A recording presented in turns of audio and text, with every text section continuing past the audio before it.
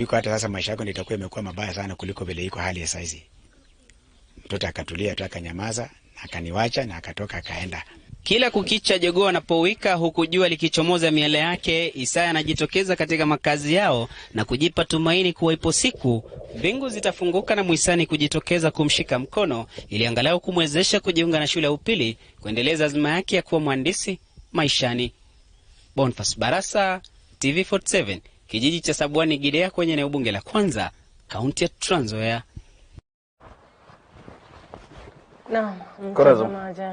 Corazon. Unajua umelia? Sasa nitafuta chief. Unajua nashangaa kwa sababu gani hujaanza na ni ulikuwa uanze kuzungumza. Natafuta chief kwa sababu nimekuona ukilia. Ni machungu Terera. Ni machungu sana kwa sababu ufukara, umaskini ni kama unamfungia mtu kwenye jela ya maisha. Unajua katika wakati mmoja ukisoma hadithi yangu ya maisha kwa mara nyingi utaelewa kwamba kuna mahali ilifika na nasema hivi hewani kwamba sikuwa na nguvu wakati huo kufanya ambacho nilitaka. Lakini kwa nguvu ya kuwa na msukumo fulani ndani ya moyo wako. Yule bingwa amesema kwamba yeye anataka kusoma. Lakini kinachomzuia ni ufukara ambao wewe mwenyewe umetazama taarifa ukajipata ukitiririka machozi. Kusema ukweli sijui tufanye nini kwa sababu si kupenda kwa babake amefanywa upasuaji. Sasa yeye mwenyewe ana hela tayari. Na taifa la Kenya linasema kwamba sio kupitia Wizara ya Elimu wanafunzi wa kwenda shule wasirudishwe kwa school fees. Lakini kwa ground vitu ni different. Vitu ni tofauti kabisa kwa sababu mtoto lazima ukuwe na vitabu vya kuandikia, lazima ukuwe na kalamu, lazima ukuwe na saa. Sauti yako inapotea kwa sababu ya machozi. Lakini pole sana Corazon na ule mtazamaji ambaye amemuona yu bingwa anaitwa Isaya Wanyonyi na anataka ni mdogo, alijua lini kwamba ukusafigo ndo utapata hela. Itabidi kama wewe ni mfadhili hela zako nyingi kutoa usambe ni utajiri bila shaka. Msaidie sana. Mwenyezi Mungu atakufaa na atakufungulia njia vile vile. Mchukue kama mwanao hatimaye tarudi kupatia zawadi. Na mtazamaji tunaelekea kuangalia hali ilivyo barabarani, lakini kumbuka kwamba nambari ya SMS yetu ipo pale kwenye runinga yako 22047. Iwapo ungelipenda kuchangia kuhusiana na haya na hata labda kumpatia ufadhili yule mwanafunzi ambaye tumeweza kumtaja. Tulikuwa tukizungumza hapo awali mambo ambayo labda yatatubadilisha kidogo tusiwe na huzuni zaidi, kwamba itakuwaje kwamba kuna wasichana kutoka maeneo mbalimbali nchi tofauti wanakuja katika taifa letu kwenda kwenye klabu. Kunani katika taifa letu wanaume ambao ni wa Kenya wana nini ambacho hawa akina dada wanakuja kufuata wa Ethiopia, Rwanda, Somali, Uganda? Wacha niweke pazuri. Tuko na roho safi. Kimwanaume sasa ukisema nataka hela, chukua hii, usijali. Kuna jambo ulisema hapo awali, ni upumbavu. Kwa sababu gani nilisema hivyo? Huyu bingwa atatukupatia 40,000 alafu arudi nyumbani watoto hawana kitu ya kula kwa sababu ulikuwa unafurahisha mtu mwingine na sawa watoto wake. Ni upumbavu kusema kweli. Kabisa kwa sababu anasema kwamba huku Kenya unaweza kufanyia mwanaume mambo akupe kifungu ya gari kabisa, haswa kifungu chake cha gari akupe mwenzangu nenda nayo. Lakini ile swala si eti imeanza leo. Swala lenyewe limeanza kitambo kama Adam mwenyewe alijipata akila lile ambalo alikutarajiwa. Inamaanisha kwamba si kupenda kwetu, kuna udhaifu fulani ambao sisi wanaume tunao. Naam, tuambie mtazamaji ni kipi ambacho kina dada kutoka taifa zingine au mataifa mengine wanakuja kufanya hapa katika taifa letu, wakikuja kwenye klabu au maeneo ya kujiburudisha, wanalenga nini? Nambari ya SMS iko pale chini 22047 ama mitandaoni kupitia Facebook mtazamaji ni TV47 Kenya na vile vile kupitia Twitter ni @TV47KE @Stefan3 @Teremanuel21. Zungumza nasi utuambie ni nini, labda ni fahari kwa wanaume kuona sura za kutoka mataifa mengine. Naam, tutakuja kujua, tunakuletea hali ilivyo barabarani, lakini usibanduke, kuna burudani kabisa. Tutakuwa na bendi moja kwa moja anaitwa Corazon Sefwan. Jina langu ni Emmanuel Terero.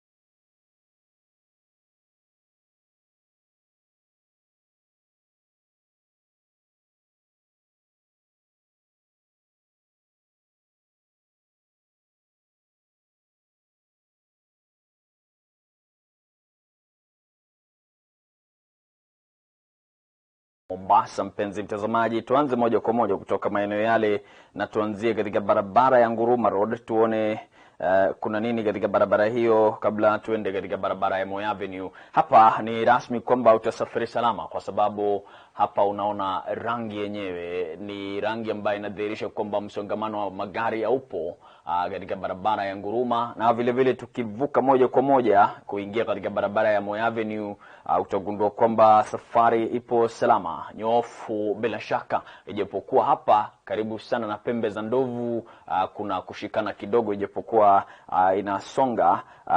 Ni katika barabara hiyo hadi tufike katika sehemu ya ukielekea, kwa wale ambao wanatumia barabara hiyo kuelekea labda pengine Cannon Towers na vile vile Kenya Maritime Authority, kwako mwenyewe utafika salama, maana hakuna msongamano katika barabara hiyo. Mpenzi mtazamaji, tuangalie katika Kisumu Road iliyoko eneo la Mombasa.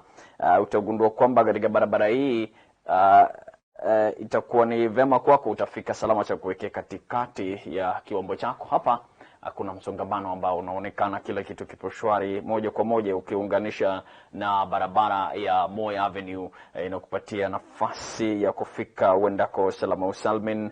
Inadhihirika kwamba kule Mombasa msongamano mkubwa wa magari haupo. Kwa wale ambao wanatokea sehemu yanatumia barabara ya Dedan Kimathi vile vile kuunganisha na barabara hii, itakuwa ni vema kwao kufika uendako, haswa kitafuta sana katika mzunguko unaounganisha barabara ya Moi Avenue na barabara ya Nguruma Road. Ni vyema kwao wafike waendako, kwa sababu hakuna msongamano ambao unaonekana. Lakini hapa katika barabara ya Sheikh Abdullah utagundua kwamba vile vile hakuna shida yote ile, ijapokuwa hapa karibia sana katika mzunguko huu. Mpenzi mtazamaji, kuna msongamano kwa wale ambao wanatumia barabara ya Abdul Nasser. Hapa kuna mshikamano katika barabara hii Abdul Nasser, kuna msongamano. Sasa labda utafute njia ya kukwepa, hasa kuelekea katika njia panda ya Bondeni Junction. Mpenzi mtazamaji, itakuwa ni vema ukwepe barabara hii kwa sababu kutashikamana. Sasa wewe mwenyewe labda kama unatumia barabara hiyo, fahamu fika kwamba kama ulikuwa na haraka basi hauna budi kusubiri, maana ndivyo mambo yalivyo hasa katika barabara hiyo ya Abdul Nasir. Tuangalie katika barabara ya Digo Road. Digo Road vile vile kuna mfululizo na mtiririko mkubwa, usanjari wa magari, kumaanisha kwamba upo sawa, kila kitu kiko shwari. Kuja hasa kuunganisha tena katika ule mzunguko wa Moi Avenue itakuwa ni vema kwa Nguruma Road kwenda moja kwa moja hadi ufike jiji la Mombasa. Utagundua kwamba hakuna mshikamano, kila kitu kipo shwari. Mpenzi mtazamaji, ni hali ya barabara katika kaunti ya Mombasa. Tuende moja kwa moja tuangalie vile vile kwa wale ambao wanatokea labda sehemu ya Fort Jesus wakitumia barabara ya Nguruma. Vile vile kunaonekana kwamba kuna shida yote ile kwa wale watu ambao wanatumia barabara hiyo ukielekea sehemu ya Fort Jesus. Tuangalie Mikindani Road, tuone kuna nini, kama kutokuwepo na mshike wote ule, dhahiri kwamba utakwenda salama. Wacha ni kupatia taswira vile vile kuhusiana na swala la barabara kule Kisumu. Tuondoke Mombasa sasa tupate taswira kamili kutoka maeneo ya Kisumu. Kuna watu wanatoka sehemu hiyo na nataka kufahamu fika kwamba kuna nini katika sehemu yao ama mji mkubwa wa Kisumu. Vile vile watu wanasema kwamba ni UK, United Kisumu. Sasa ukizungumza nao wanazungumza Kiingereza safi sana wale watu, na amini kwamba safari yao vile vile watatuangalia jinsi itakavyokuwa. Tuangalie na barabara ya Kibos kwa wale ambao wanatokea sehemu ya Eldoret kuingia sehemu ile ya Kisumu. Hapa hakutakuwa na mshikamano wote ule, ijapokuwa kuelekea sasa kuunganisha katika mzunguko wa Kondele kwenyewe ndo hakuna shida yote ile, labda ukiingia tu kidogo utasimama, lakini ni dhahiri kwamba katika mzunguko huo magari yanasonga.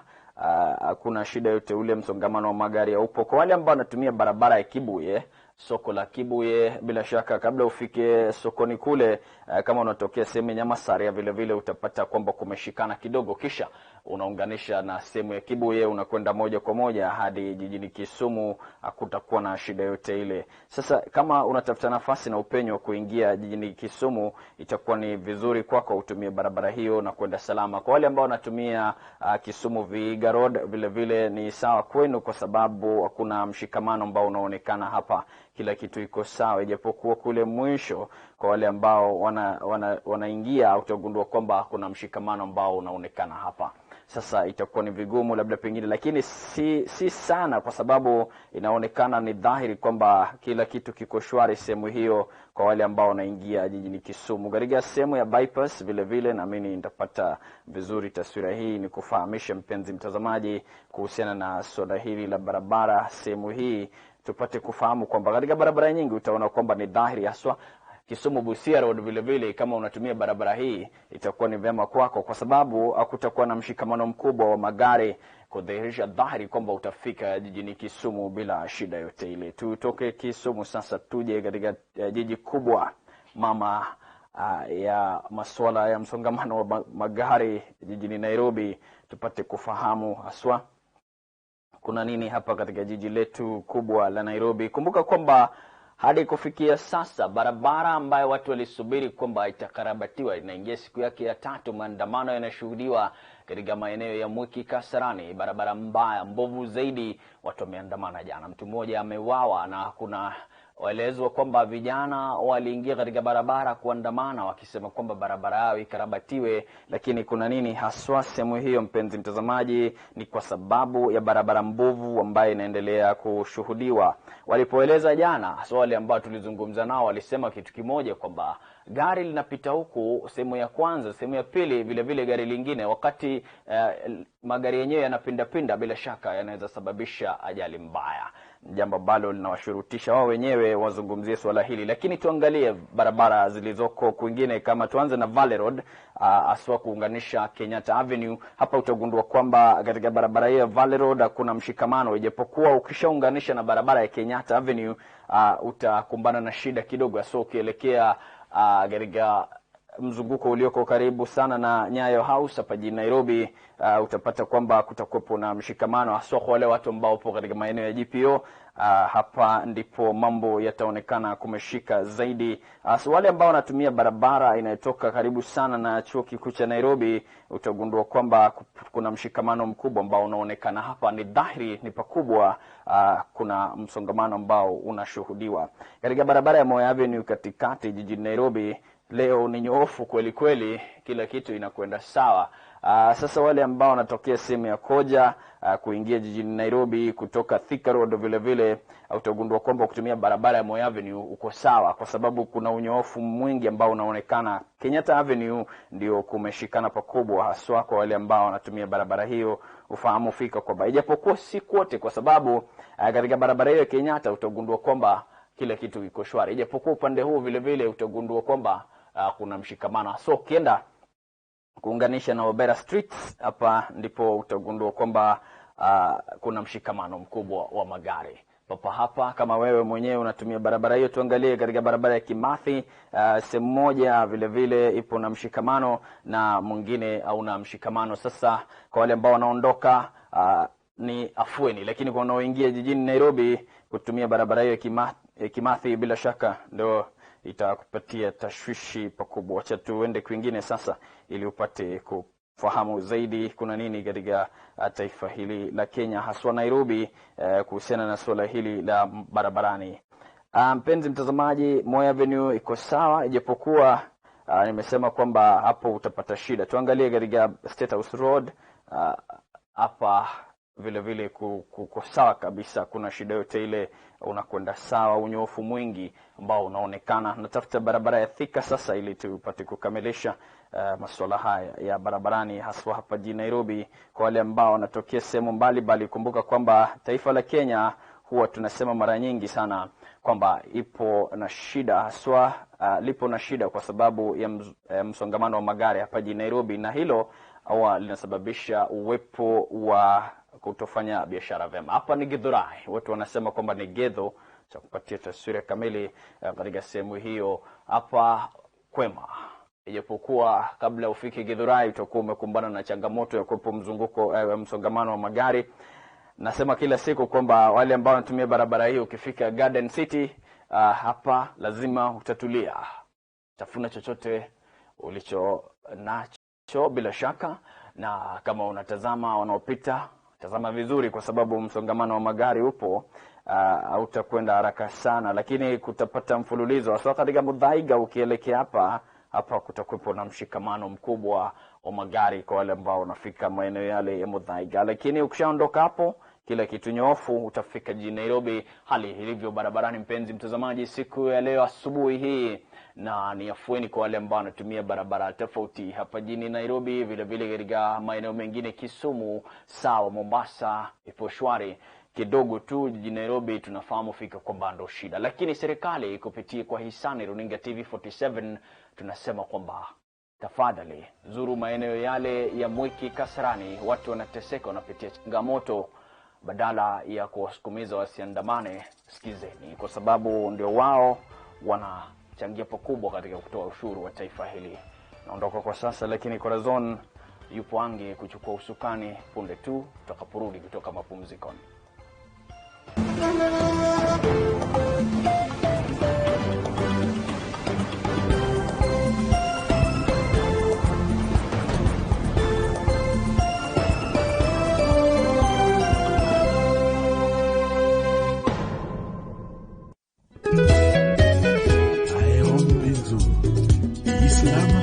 La caramel d'Arnaud Benzo. Sadiko Songa Fiere. Repère Silem Amatadi.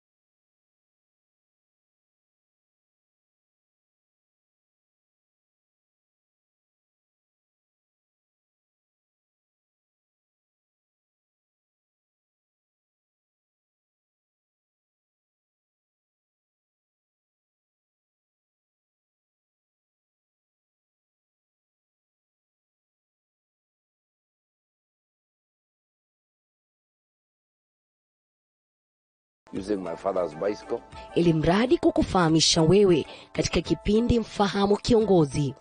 Nina balance uzuri ni kwamba mke wangu pia anafanya kazi. Usinipite Mwokozi, unisikie. Katika ari na ukakamavu tunawapata.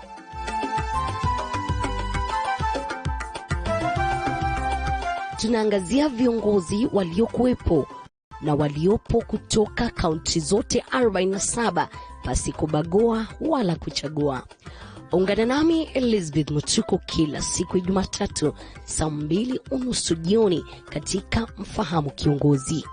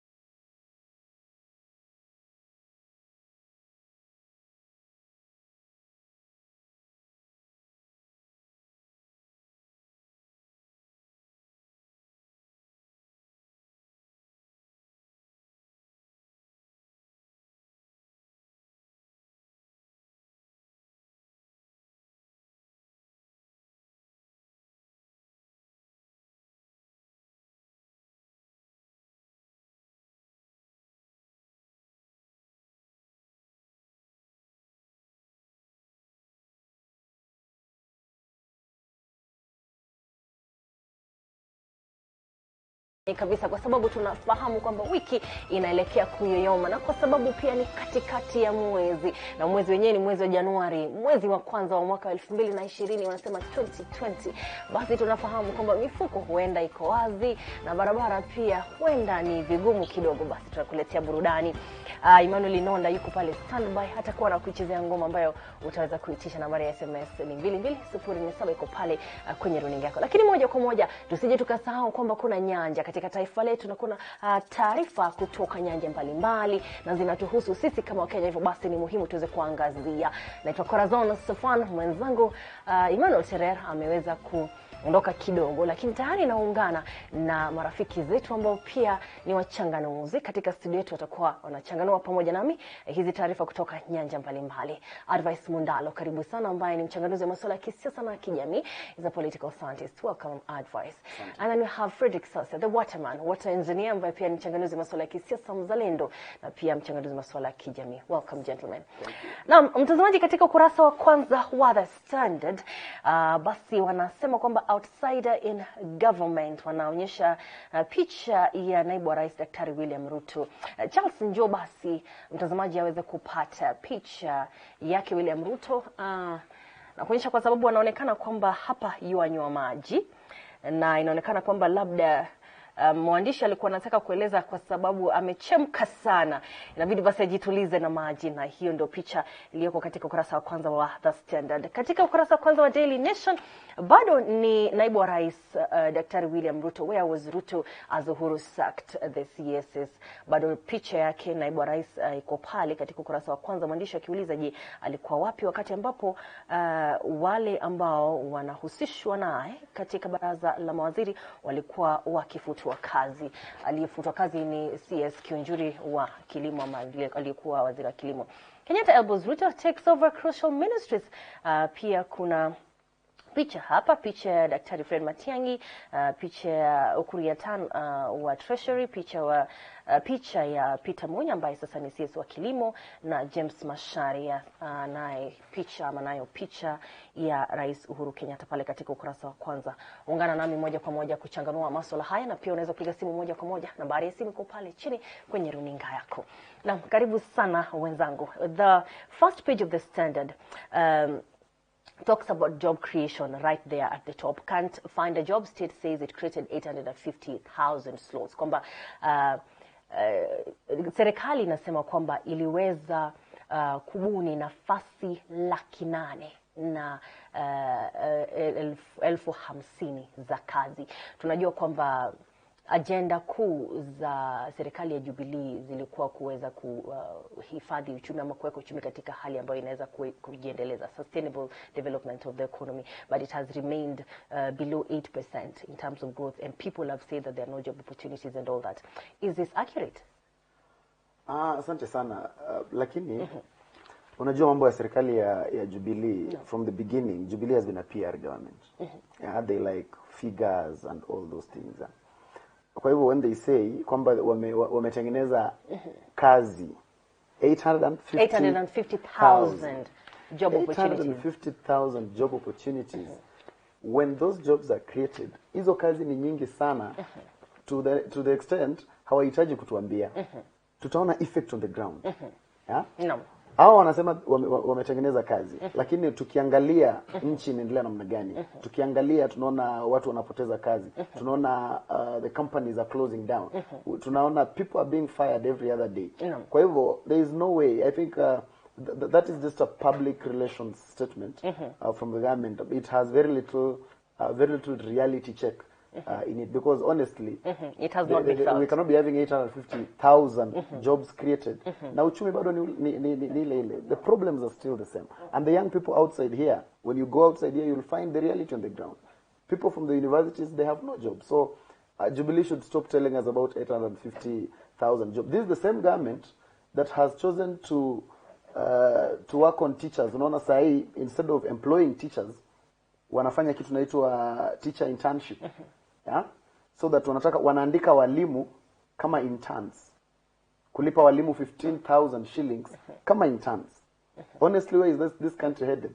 From a state where we used to employ our teachers to a state where sasa walimu wakuwe interns. They're trying to reduce the number of the teachers who are outside because the teachers who are outside and not employed are too many. Kazi ya serikali sio kupunguza idadi ambayo ya watu ambao wako nje. Kazi ya serikali ni kuandika watu kazi. We cannot just be reducing the numbers of people who are outside. Tomorrow they will start hiring people and paying them 8,000, 5,000 shillings in the name of, you see, we are reducing the number of people who are outside. Between being outside and being inside with 15,000, to me the difference is the same. Is the same, no. Yes. Sasia, wakisema kwamba wamebuni nafasi za kazi 800,000. Ndo hali ilivyo halisi? Labda kwanza waliposema wamebuni that is 0.85 million. Wangetuambia pia zile kazi zimepotezwa ni ngapi. Sababu ukiangalia kila wakati hatujaona mtu yote ambaye anasherehekea kwa kupata kazi. Tumeona watu wakilalamika. Zile from the betting companies mpaka unakuja the sugar industries. Everywhere mpaka kuna kujizi na kumati zilianguka. Au ni watu wengi wamepoteza kazi. Labda ingekuwa wamesema 0.85 million jobs were lost, ningekubaliana nao. Lakini pia I came to learn that serikali ikisema imecreate jobs, huwa wanahesabu mpaka zile manual jobs. Zile manual kwa sababu wanasema kwamba nyingi zao zilikuwa katika informal sector. Hivyo basi labda mpaka zile unapata kama kuna construction ya barabara, wale vijana wameandikwa pale sijui kufanya nini, kuchimba mitaro, serikali huhesabu hizo. So wakati mwingi unaona it's just a ridicule to the people, because uwezi ambia mtu umemcreate kazi ukipata whole graduate university ama college graduate anachimba mtaro alafu unasema umecreate kazi. People don't just want jobs. Tunahitaji zile kazi ambazo pia wenyewe tutasikia ziko satisfying. Ukifanya kazi unasikia ulienda shule kusoma umepewa kazi. Lakini hizi mambo ya serikali hii ni PR tu kutuambia wamecreate jobs, but in reality go to the ground. Uliza watu out of 10 rarely utapata mmoja anakuambia pata kazi in the last few months ama even the last 1 year. Serikali ya Jubilee ilipokuwa ikirithi uchumi kutoka kwa serikali ambayo ilikuwa inatoka serikali ya Kibaki, hali ya ukuaji wa uchumi ulikuwa katika mwelekeo wa juu. There was an upward trajectory. Na ukuzaji katika viwanda, industrialization, there was hope that it was also going upwards. Na walikuwa wameweka matumaini yao na hata ahadi zao kwamba wataendelea kukuza ukuaji wa viwanda kisha kuweza kubuni nafasi zaidi za kazi. Kisha katika ukijaribu kudadisi wewe katika uchunguzi wako unaona kwamba labda waliweza kutimiza haya, na kama hawakutimiza ni lipi ambalo lilitendeka katika serikali ya Jubilee ambalo liliweza kuangusha ama kufanya ile hali kudorora? Obviously hawakutimiza kabisa, kwa sababu kama wangetimiza saa hii watu wangekuwa wanalia kila time. Kwa sababu ukiangalia saa hii uchumi tuko mahali pabaya sana. Every other time uliona katika ufunguzi wa BBI Musalia Mudavadi akisema, akirudia mara 3 akisema rais aangalie mambo ya uchumi, because everyone is crying out here. Kwa hivyo Jubilee katika hiyo agenda, I think mambo ya uchumi wamefanya vibaya sana. What are the factors that made it go down? The factors that have made this go down generally is, number 1, they are overborrowing. Yeah, they overborrowed. Alafu the other problem is, after overborrowing they ate the money. Yeah, it was not pumped into the economy in equal proportions of the borrowing. Yeah, and you still remember at that time hawakuwa wanataka kusikiza. Unakumbuka hiyo wakati ilikuwa ukijaribu kusema Jubilee wanaomba sana, Raila alikuwa anasema tunakopa sana. Yeah, wanasema yeye hajui economics. Yeah, they overglorified themselves and made themselves look like they know everything that they are doing. Hawakusikiza mtu yoyote, walitaka wafanye kila kitu kivyao. Na by the time wanataka sasa kuanza kuinvolve watu, already tulikuwa tushaingia katika shimo. Kwa hivyo overborrowing ni kitu moja yenye ilifanya Jubilee ikose kupata the right thing about the economy, na pia how they spend the money is purely another thing. They put the money in the wrong hands every other time. So apart from kukuwa na projects zenye ni lack of priority, pia hiyo pesa ya projects zenye ni lack of priority zilifujwa. Hizi pesa hazikuingia katika zile projects. And that's why ukiangalia sasa hii uchumi iko pabaya. We have very poor Kenyans and very rich individuals. Yeah, unapata mtu in the last 5 years mtu aligundua wanabiashara wake ulianza 2013. Yani yeye alizaliwa lakini aligundua kwamba yeye ni mwanabiashara shupavu 2013. Alafu kuanzia katikati ya muda wa 2013 mpaka 2020 huyu mtu sasa ni bilionea. Alafu sasa huyu mtu sasa anakaa katika televisheni kama TV47, alafu anataka aambie vijana kwamba they should be entrepreneurs. No. To me, it is sarcastic. It is sarcastic. Yes. The GDP and everything has been said that it's growing. Jaribu kulinganisha serikali ya Mwai Kibaki na serikali ya Jubilee katika ukuaji ama ukuzaji wa uchumi. Kisha ukiona kama kuna tofauti, sababu za tofauti ama vile vipengele vilivyofanya tofauti viwe ni kama vipi kwa maoni yako? Kwanza nitasema serikali ya Jubilee haikutilia maanani uchumi wakati ilikuwa ina campaign sana. Walikuwa wanaangalia sana infrastructure. So wakati mwingi umeona wakiomba wamekuwa kiinvest kwa zile projects, mimi nitasema kidogo azimsaidii mwananchi sana directly. Kwa mfano ukiangalia kama projects za barabara, mimi nilikuwa naelezea watu ukitaka kujenga barabara mahali, let's say dual carriage, inafaa kukuwe na need. Umegrow agriculture hiyo sehemu hadi sasa unahitaji barabara. Lakini uenda mahali ambapo ukulima hata haupo, alafu ama hakuna chochote kinaendelea, ile uneconomic activity inaendelea, unakuja unajenga dual carriage, alafu unakuja una launch, unaambia Wakenya tumewajengea barabara. Umewajengea barabara kupitia wakiwa wana hela hata kwa mfuko zao.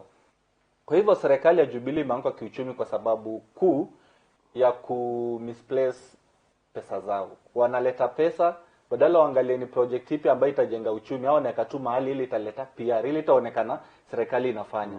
Serikali ile yoyote ambayo imeconcentrate kujenga barabara, that is a PR government. Because mimi ningefikiria saa hizi tungeliomba like 50 billion ama 100 billion alafu tukuje tuweke yote kwa agriculture. Hii nchi ingekuwa imeenda mbali. President Moi alikuwa anasema ukulima ni uti wa mgongo wa taifa. Bado sijaondoka hapo. Kenya hatuwezi kujidanganya tunataka kutengeneza sijui tunafanya mining, tuna improve. Hapana, acha tujenge ukulima wetu. Tumeona nchi kama Israel inaendelea sana kwa sababu ya ukulima. Mbona Kenya tusitilie maanani katika kilimo? Kwa sababu hapo ndio mahali sisi tumebarikiwa. Tunaanza kutilia maanani katika mambo mengine ambayo hayafai. So wakati mwingine pia ambao jambo limechangia ni corruption. Unapata tuna hela mingi za serikali, lakini ukitoa like 10 shillings unapata 8 zimeenda kwa mfuko za watu, na watu pia hawaspend hiyo pesa. So ile circulation kwa economy haiko. Mtu achukua the 8 shillings anaweka kwa nyumba yake, so inakuwa tu zile shilingi 8 zinamfaidia kwa miaka kama 100 zijazo, lakini wale kwa economy hakuna ile pesa ina circulate. So unapata serikali ya Jubilee makosa ilifanya kubwa, ilikuwa watu walikuja pale na njaa, wakarealize ukiwa katika government yafaa uwe tajiri. Kwa sababu they say money is power. So kila mtu pale alikuwa anataka kutafuta pesa ili niwe powerful. Hiyo ndio shida kuu ambayo Jubilee walijiletea. Naam, advice katika miaka nusu ya miaka ya utawala wa Jubilee tumeweza kuona kwamba kuna an influx of import of cheap products, kwamba tunanunua sana kutoka nchi za ugeni bidhaa kwa bei nafuu ambazo tena zinauzwa kwa bei nafuu zaidi katika taifa letu. Pharmaceutical industry wanasema kwamba hata kuweka kiwanda ama viwanda vya kuweza kutengeneza bidhaa zile za pharmaceuticals hapa ni vigumu sana. Taifa letu linataka linunue. Tuliweza kusikia Rais Uhuru Kenyatta pia akisema kwamba bei ya maziwa imeweza kurudi chini kwa sababu ya maziwa ya poda ambayo inanunuliwa kutoka nchi za nje. Wakati ambapo mambo kama haya yanatendeka, tunaweza kusema kwamba ni maamuzi mabaya ya kibiashara ama kiuchumi. Do we say that these were bad economic decisions, and how did we get to a place where now we have cheaper products in our country instead of any efforts towards industrialization or creating them? Unajua ukiangalia hilo swala hata before uende kwa zile the bigger industries. Enda pale Kirinyaga Road. Kama ulikuwa Kirinyaga Road before Jubilee na uende Kirinyaga Road during Jubilee, people have closed shop. Most of the people there have closed shop. The government has made it very difficult for local production of anything. Yeah? That's why unapata kama vile ulivyosema pharmaceutical industry, ukikuja sukari, unashangaa mbona sukari itoke Brazil ikuje ifike Kenya na ikuwe cheaper than sukari yenye imetoka Nzoia ama ni vile hatuna wataalamu wa masuala ya kiuchumi, ama ni vile sisi wenyewe tunafanya maamuzi mabaya? Wataalamu tuko nao, Corazon. Wataalamu tuko nao.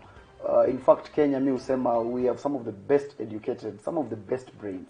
Shida ni hatutumii hawa wataalamu. Ukienda hizi nchi mingi za nje utashangaa kugundua kwamba wataalamu ambao wanafanya zile nchi zikuwe jinsi zilivyo wengi ni wa Kenya.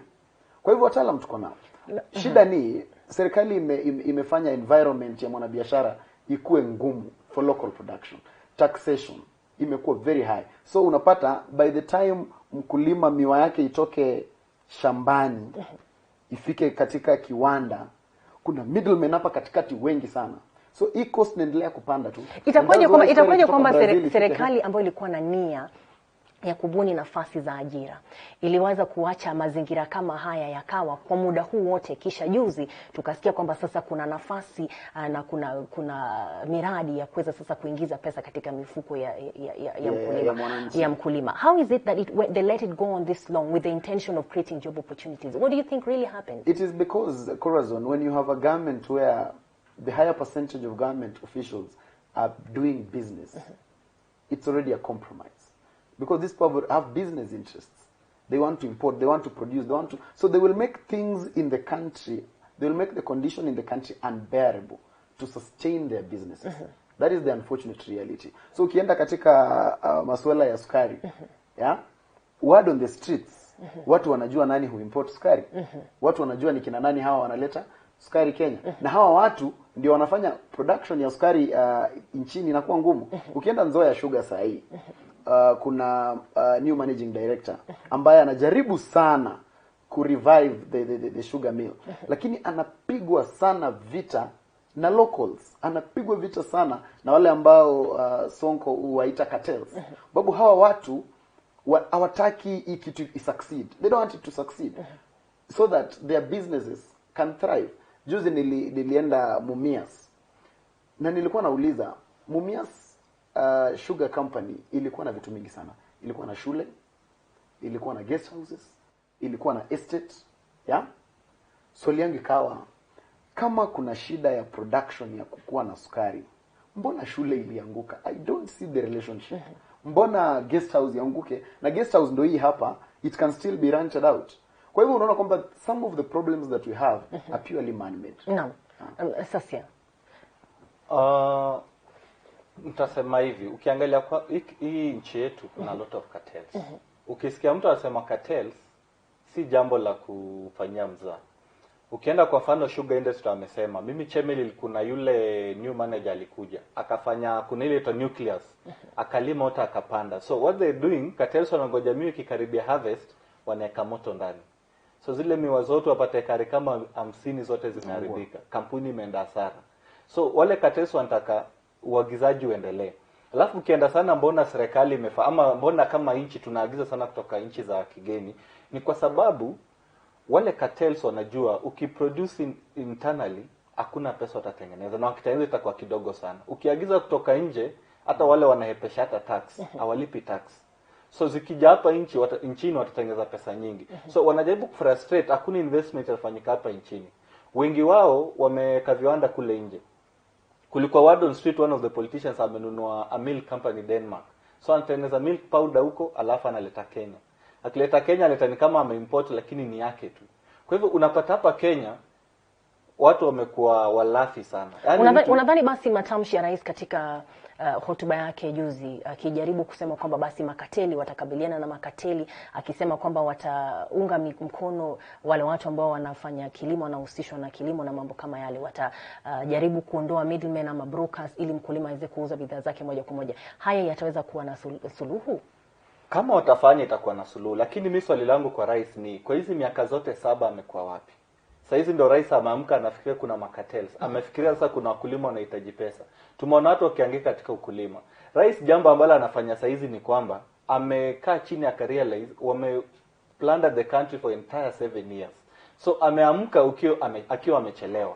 Na ameamka wakati kuna siasa. Sasa hizi kila jambo atafanya liwe zuri ama baya litachukuliwa kwa mwelekeo wa kisiasa. Lakini kama kweli kama taifa, iwe rais Uhuru, iwe rais mgani, yafaa tuangalie sana ukulima wetu. Mimi nampenda President Moi.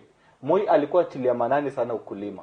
Ulikuwa pata wakati wa Moi hakukuwa tunaagiza vyakula sana kuja nchini. Labda tu kile ambacho atuproduce enough hapa nchini. Lakini ukiangalia sana sana katika nchi ya Kenya, nafaa tuige mfano kama wa nchi ya Marekani. Unaona President Trump akija anaweza cancel a whole trade deal na country nyingine nasema hii haitu benefit sisi. Kwa hivyo inafaa tukinegotiate au tukiamua tunataka kuagiza sukari kutoka nje, tuangalie kwanza Mkenya ana benefit aje, na Mkenya si mwanasiasa. Kuna jopo ambalo limetajwa kwa limeundwa ili kurekebisha masuala ya sukari. Unadhani kwamba pale labda kutakuwa na matumaini? Si mara ya kwanza. tumesikia majopo mengi sana akitoa reports. Zile reports ziko nyingi. Tuliona paka ile ya Oparanya ikisema kukue na zoning and the rest. Mimi nashangaa hii ya saa hizi inakuja kupropose nini itakuwa tofauti sana. Naam, advice jopo litasaidia kwa sababu inaonekana sukari limekuwa sasa na utata zaidi. Unajua wakati wa Kenya walienda kupiga kura, they bestowed the responsibility of this country to one person. Na huyo mtu ni rais. Jopo, committee, sijui nini, hizo vitu zote, hizo creations zake, ministry, because we have a Ministry of Agriculture, tuko na sijui jopo ngapi zinatengenezwa. Hivyo vitu vyote ni vyake. What Kenyans need ni wanataka results kutoka kwa President Uhuru Kenyatta. Ndio amesema kwamba Uhuru Kenyatta ameamka when it's too late. But mimi nataka kumpatia benefit of doubt kwa sababu kwa kimombo wanasema the time a man wakes up that is then his morning. President Uhuru ako na miaka kama mitatu sasa. John Pombe Magufuli Tanzania alirevive na akaeka economy ya Tanzania on another trajectory in the first 1 year. Yeah? Kwa hivyo it boils down to leadership. Ni uongozi tu. Uhuru akiamua kukuwa kiongozi sasa, mambo yote ambayo yalifanyika in the last 7 years anaweza kurekebisha chini ya siku 900 kwa sababu tuko na siku 900 ili tuweze kuwa na mabadiliko. Mtazamaji, zungumza nami uweze kuniambia, je, wakati ambapo serikali inasema kwamba iliweza kubuni nafasi za kazi 850,000, wewe kama Mkenya umeweza kuhisi kwamba Wakenya wamepata nafasi hizi za kazi? When the government says that it created 850 job opportunities, you as a Kenyan, have you felt the impact of these job opportunities? Nambari ya SMS iko pale chini 22047, ama upige simu moja kwa moja hewani na we pia uwe mmoja wa changanuzi. Naam, outside in government sasa, huyu mwandishi anajaribu kusema kwamba naibu wa rais amewachwa nje ya serikali kwa sababu haonekani tena na Rais Uhuru Kenyatta, kwamba Rais Uhuru Kenyatta amenyamaza wakati ambapo wale wafanyikazi ambao wako chini yake wanamuongelesha vibaya, kama tulivyosikia Daktari Matiang'i akisema kwamba yeye anachukua maagizo kutoka kwa rais peke yake, kwamba nyumba inaongozwa na mtu mmoja. Wale watu ambao wanahusishwa naye inaonekana kwamba sasa wananyanyaswa na mambo kama yale. This is a conversation going on in the street and we've had enough of it. But finally, maybe on it just as we touch lightly. Is he an outsider now? Let me begin with you, Sasia. Nafikiria kwanza mimi nitawalaumu wanahabari. Kuna ukiona gazeti 3 za nchi zile ambazo ziko leading, zote zimemweka mtu mmoja katika top page yao, inamaanisha labda huyu mtu anadunua space ama wamekosa habari. Kuna mambo mengi sana ambayo yanafuti nchi. Kuna locus, kuna jambo muhimu wakati ambapo viongozi wawili wakuu wa taifa letu wanaonekana kuwa wako katika mgawanyiko. It's a very important issue. You cannot blame the media for covering it. How does it benefit ama affect the normal mwananchi? Kwa sababu hali ya uchumi sasa inaonekana kwamba haijapewa kipaumbele. Because two people are not agreeing. Exactly. No. And that is important. Kama nchi tuangalie mambo ya maana. Sawa, sikatai wale wawili wamekosana, lakini ukiangalia mzuri, acha hata niongelee kisiasa basi. Uhuru na Ruto wamekosana. Ila tu hajatuambia wamekosana ama jaribu kukanyagia, lakini wamekosana. Lakini ukweli wa mambo ni labda mmoja alichukua mwelekeo ambao mwingine hapendi. Na mimi sana nitasema hivyo, wakati President Uhuru aliona anafaa kuacha ile legacy yake, alianza kupigana sana na ufisadi. Ukipigana na ufisadi, utamwona labda waziri mmoja ni mfisadi. Ukimfuta kawaida kama alikuwa aligned kwa deputy president, kutakuwa na shida. Secondly, kuna zile benefits wale watu walitarajia kama serikali ya Jubilee. Walikuwa jua labda tumechukua sasa uongozi, kuna mambo kama these tenders itatu benefit, kuna mambo kama haya serikali itatufaidisha. Lakini unapata sasa wakati mwingi rais kidogo amechukua mwelekeo tofauti. Sasa wale wafasi wa deputy president na yeye mwenyewe pia wamesikia ni kama rais anawaachilia. Ni kama angalia yale mambo yao vizuri. So kwangu nitasema hili labda limetokana na ule mwelekeo wa rais wa kupigana sana na ufisadi, na pia kujiangalia mwenyewe akiona anataka kuacha sa legacy. Ashafanya PR for all the first term yote, amekuja sector makafikia kaona hapana. Wakati nchi itakuwa inaandikwa historia, jina langu litaandikwa vibaya. Kwa kila mtu anakumbuka Kibaki kwa sababu gani? Alisaidia sana kiuchumi.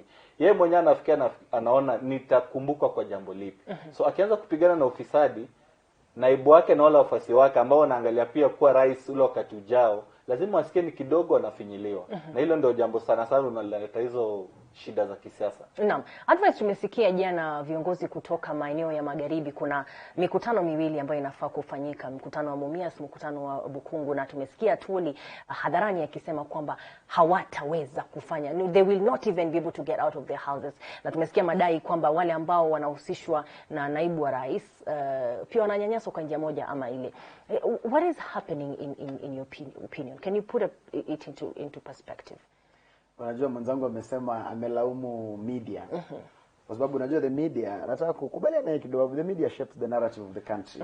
It determines what the country talks about. Yet there is no shaping here because this is a fact as it is. Huu ni ukweli uliwa. Wanahabari hawajajaribu kubuni chochote. You know, one of the principal functions of the media is the media will shape the narrative of any country. The media passes the information. The media named Tanga. So Tanga was Tanga before the media named Tanga. Tanga was just a name the president said in passing. Exactly. The media insisted on it so much. Reported. Sisi ni wanahabari na tunapiga report. It became a name. No. So of course back to mambo ya umeniuliza mambo ya Kakamega. No. Kuna mkutano wa Buhungu na mkutano wa Mumias. Mkutano wa Buhungu ni wa BBI. Mumias wanasema wanataka kudiscuss the question of sugar and reviving Mumias factory. Unajua saa zingine wanasiasa wetu wako na shida fulani because nikiangalia Moses Wetangula na Musalia Mudavadi, shida ya sukari imekuwa tangu lini? Sasa ni nini hii inafanya wanaona kwamba wakati mzuri wa kuongelea mambo ya sukari ni wakati kuna mkutano wa BBI?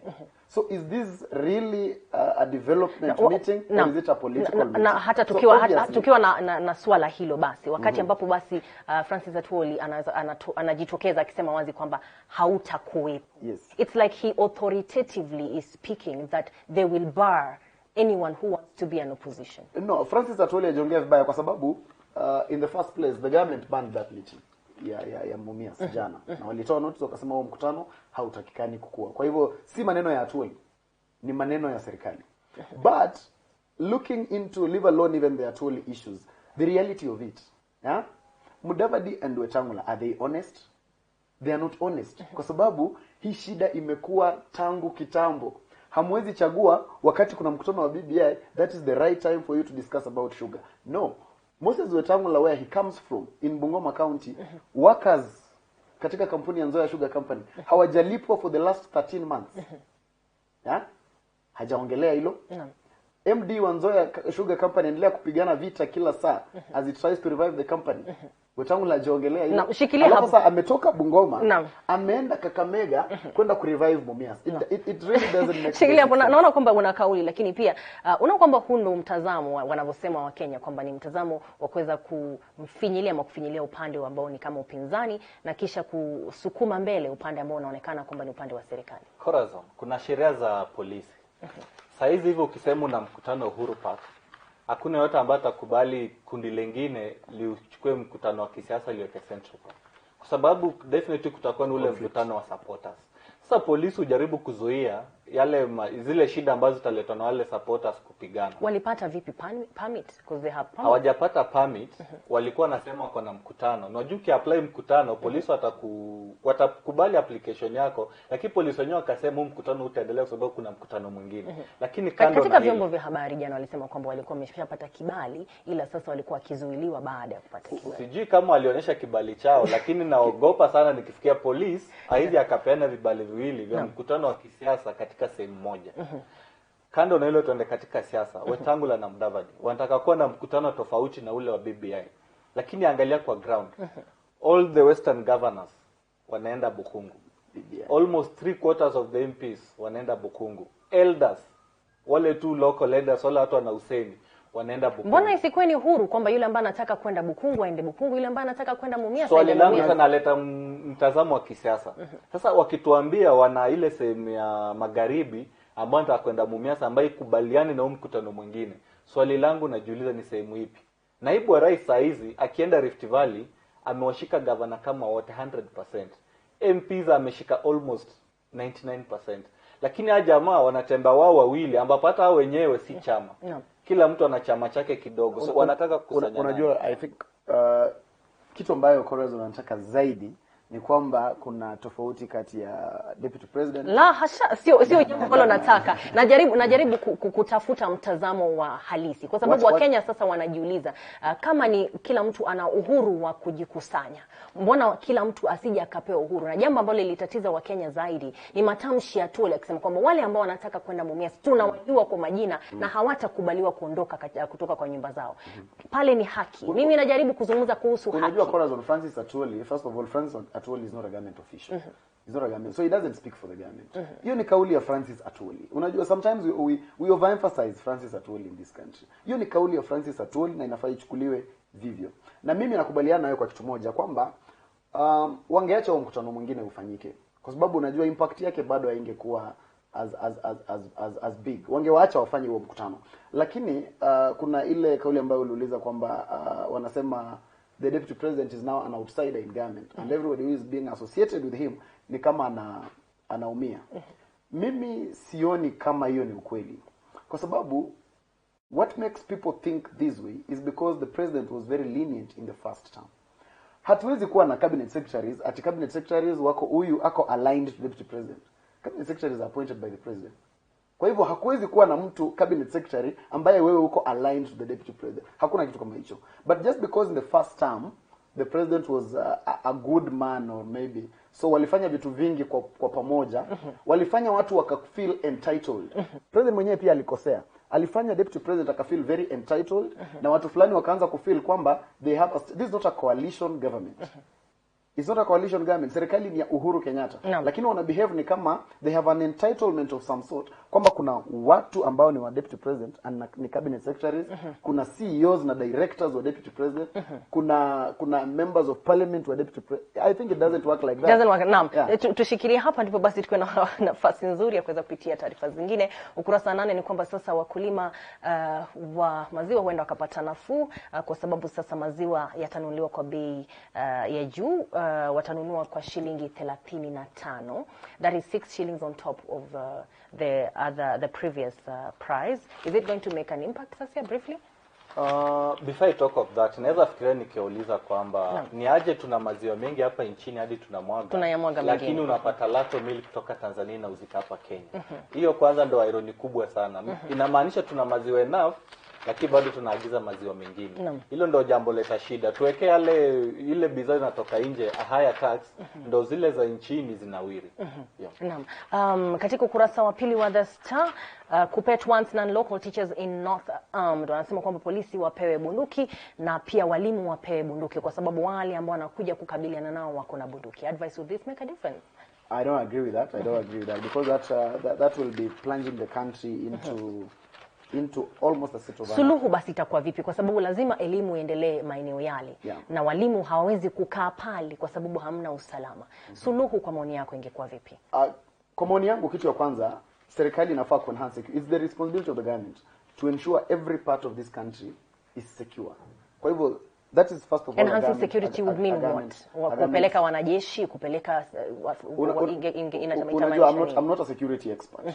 But serikali iko na privilege ya kupata the best counsel. That's why it has a Ministry of Interior and everything. So they should work out a formula that should ensure hiyo hapo mahali pako na enough. If you are in leadership position right now, because leadership position doesn't necessarily take you as an expert. Najua kuna watu wengi ambao wamewekwa katika wizara tofauti na hawajasomea. And you are to give counsel. What would you say? First of all, apart from ensuring that there are enough police posts there, and these police stations, these guys must be in communication with the local people. They must communicate so that security is not just about force. That's why we changed it from a police force to a police service. So there must be communication. Na pia kuna haya mambo yenye letwa na Matiang'i ya delocalization ambayo walimu wanapelekwa kila mahali. This region, mimi ningependa watu wakuwe trained from that region na wafunze that region in the first place. I think that will be the quickest. Wasilete watu wengine kutoka mali. Walete watu ambao wamezoea vilio vya bunduki. Sasa pia serikali inaweza kuwa ina act on intelligence. Wakati mwingi unaona kwamba locals wanasema kulikuwa ni intelligence kutafanyika jambo, police wakafanya kuassume. So wakati mwingi police pia kwa watu tujaribu kuelimisha polisi wetu security si tu bunduki. Hata ukiwa na bunduki na mtu akupata off guard atakumaliza tu, hata akiwa na panga. So tukisikia hata rumors, you better act on the rumors, alafu pati ilikuwa uongo than wasimu sema ni rumors, alafu wale waje upate ni ukweli. So polisi wetu pia wajibike kidogo.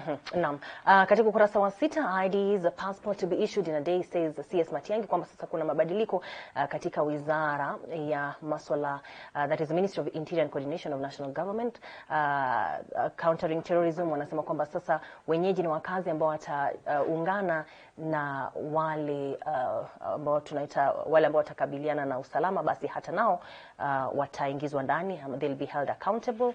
Kwamba IDs ama vitambulisho, wakati ambapo utakuwa umejisajili kupata kitambulisho, utapata katika hiyo siku ndio utapata wewe pia kitambulisho. Daily Nation, where was Ruto as Uhuru sacked? Tumepitia haya sana. Fears as locusts march on. Unajua kwamba ni jambo ambalo lipo na kwamba locusts wanaendelea kujizaa na wanaendelea kwa wingi zaidi. Sasa wacha nianze nawe. Kwa maoni yako, wewe kama kiongozi kijana, ni kipi ambacho kingeweza kuwa suluhu la haraka sana kukabiliana na masuala ya nzige? Suluhu la kwanza ni serikali ichukulie nzige kama jambo la dharura. Kwa sababu si jambo ambalo tutalaumu serikali ama tulaumu mtu yupi, ili ni jambo ambalo linakuja kama natural disaster. Kwa hivyo waweke tu manani na wajaribu kudeploy kama ni ndege, kama ni watu, lakini watumie all the necessary measures za kujaribu kumaliza wale nzige wasiendelee kumigrate. Kwa sababu the moon na Zuba wale wanaenda kumigrate. Uliona kama jana walikuwa wanaonyesha their corridor of migration. Ni kama wote wanaanza kutoka Wajia lakini hawajui wanaelekea wapi. So probably utaona wakimove wakikuja mpaka huku maeneo ya Central na Ukambani. Kuna expert alikuwa anasema ana predict watachukua 2 routes. Wengi wataenda upande wa Eastern, wengine watakuja upande wa Central. Kwa hivyo serikali jaribu kuchunguza, tunaiweke pia research mbele na maanani tu kama ni zile ndege za kuspray, tusiwe tunaambia tu kwa media ama tunaambia kwa speeches. Let it be real on the ground. Yeah. Advice. Nzige wapigwe picha. Now, mimi venye naona tu venye wenzangu wamesema, the government is just not serious because sioni vile hii situation inaweza kaa na ikue, it is now long overdue. If you want to know that this government can take this seriously, wacha hao nzige wangekuwa kama wangekuwa State House, wangekuwa mpigana nao. Wangekuwa at the most critical places. Unajua nawauliza suluhu kwa sababu huenda tukalaumu serikali kwamba haitaki kukabiliana na nzige, ila wao wenyewe hawana suluhu. Kwa hivyo basi labda wanategemea maoni tofauti ama labda wataalam ama wale watu ambao kufanya utafiti na wanaofahamu. You guys are young leaders. Do you think there's a better solution? In the first place nimekwambia kwamba kitu ambayo inafaa tuepuke sana nayo ni kudhani kwamba Kenya haina wataalam. Labda pana wataalam lakini imedhihirika kwamba hawa wataalam wanaweza kufanya maamuzi ambayo yanasaidia. Have we seen any professional decisions like in this case? Professionals have guided in this matter. We have professionals at the, I think it's called Kenya Institute of something. I can't remember the name fully. But kuna institute mzima. It's a government agency. Imeungana na akina Kalro na watu wengine ila bado tuna nzige and it's spreading. The problem is what are the actions the government has taken into place? Mwenzangu amesema serikali inasema wataspray na ndege na nini. But question ni wamespray. Naam, walinyunyiza dawa ila bado hapajakuwa na mabadiliko. Sasa hapo ndo tunaongelea the extent of it. The extent of it, because everything is about the attention that they are giving it. In my view, serikali, the measures that they have, they know, and the measures that they have taken are just the right things to do. But the extent to which they are doing them, yani wanafanya wakiwa wameconcentrate on something else, but mimi nataka kuwapatia benefit of doubt kwa sababu it is the first thing nani ameaddress wakati ameingia kwa ofisi. I think he has been waiting too long to be CS Agriculture. Munya wakati ameingia in less than 24 hours ametupatia press conference na akaongelea mambo ya kupigana na nzige. Kwa hivyo mimi nataka tumpatie a benefit of doubt. Remember hii ministry imekuwa chini ya Kiunjuri. And honestly Kiunjuri was he was a politician. I'm trying to avoid the word poor performer. he was an inadequate performer. No, that is the opinion. It is the reality. Maoni yake advice. Agriculture imeumia sana katika nchi hii. Shukrani sana advice. Shukrani sana Mary Wamboi ananiambia kwamba mlichelewa na hatujakuwa na wakati wa kutosha. Ukurasa wa 21 tukimalizia Sonko speak for deputy to wait longer as legality queries emerge, kwamba yule aliyeteuliwa na gavana wa Nairobi Mike Mbuvi Sonko kuwa naibu wake, basi itabidi kwamba maamuzi yale yaweze kushikiliwa kwanza kwa wiki moja ili basi waweze kujadiliana kama ni jambo ambalo linapatana kisheria ama linapatana na sheria, kwa sababu wanasema kwamba alivyotolewa kutoka afisi yake kama gavana ama alivyoagizwa kutotekeleza majukumu yake kama gavana, je, basi ana nafasi ya kuweza maruhusu ya kuweza kumteua naibu wa gavana. Naam, shukrani sana Advice Mundalo ambaye pia ni mchanganuzi wa masuala ya kisiasa na pia ni mtaalam wa masuala ya kisiasa. How do you call political scientist in Swahili? I think I got it right. Mtaalam. I also think so. Mtaalam wa masuala ya kisiasa na pia waterman mhandisi wa masuala ya maji ambaye ni mchanganuzi pia. Thank you very much gentlemen. Mtazamaji, ndo hayo katika taarifa zilizokuwa gazetini. Najua kwamba labda harafa zako zimefika, nitaweza kupakua moja kwa moja. Tulikuwa tukijiuliza, je, serikali imeweza kubuni nafasi za kazi ambazo zimepatana na mahitaji ya wananchi moja kwa moja, kwa sababu wanasema kwamba wamebuni nafasi 800,000. Wewe kama mwananchi umeweza kuhisi kwamba kuna nafasi za kazi zaidi ambazo zimepatana na wananchi ama wanjiko moja kwa moja? Nambari ya SMS ni 22047 ama mitandaoni ya TV47 KE kwenye Twitter na hata kwenye Facebook. Naitwa Corazon Safani, itapakua maoni yako moja kwa moja hapa hewani, lakini nakusihi usibanduke. Leo katika TV47 Breakfast tuna burudani, lakini baada ya hii ninaye msichana mmoja ambaye ni msichana mwenye talanta zaidi na aliweza kutambulika katika ulimwengu, na ni Mkenya. Alitambulika katika ulimwengu mzima kama child prodigy. Katika matamshi ambayo tunayajua kama wanahabari ama waandishi, tunawaita wonder child. Msichana ambaye ana talanta zaidi ya miaka yake. Tutakuwa naye hapa kwenye studio zetu baada ya muda usiokuwa mrefu. Usibanduke.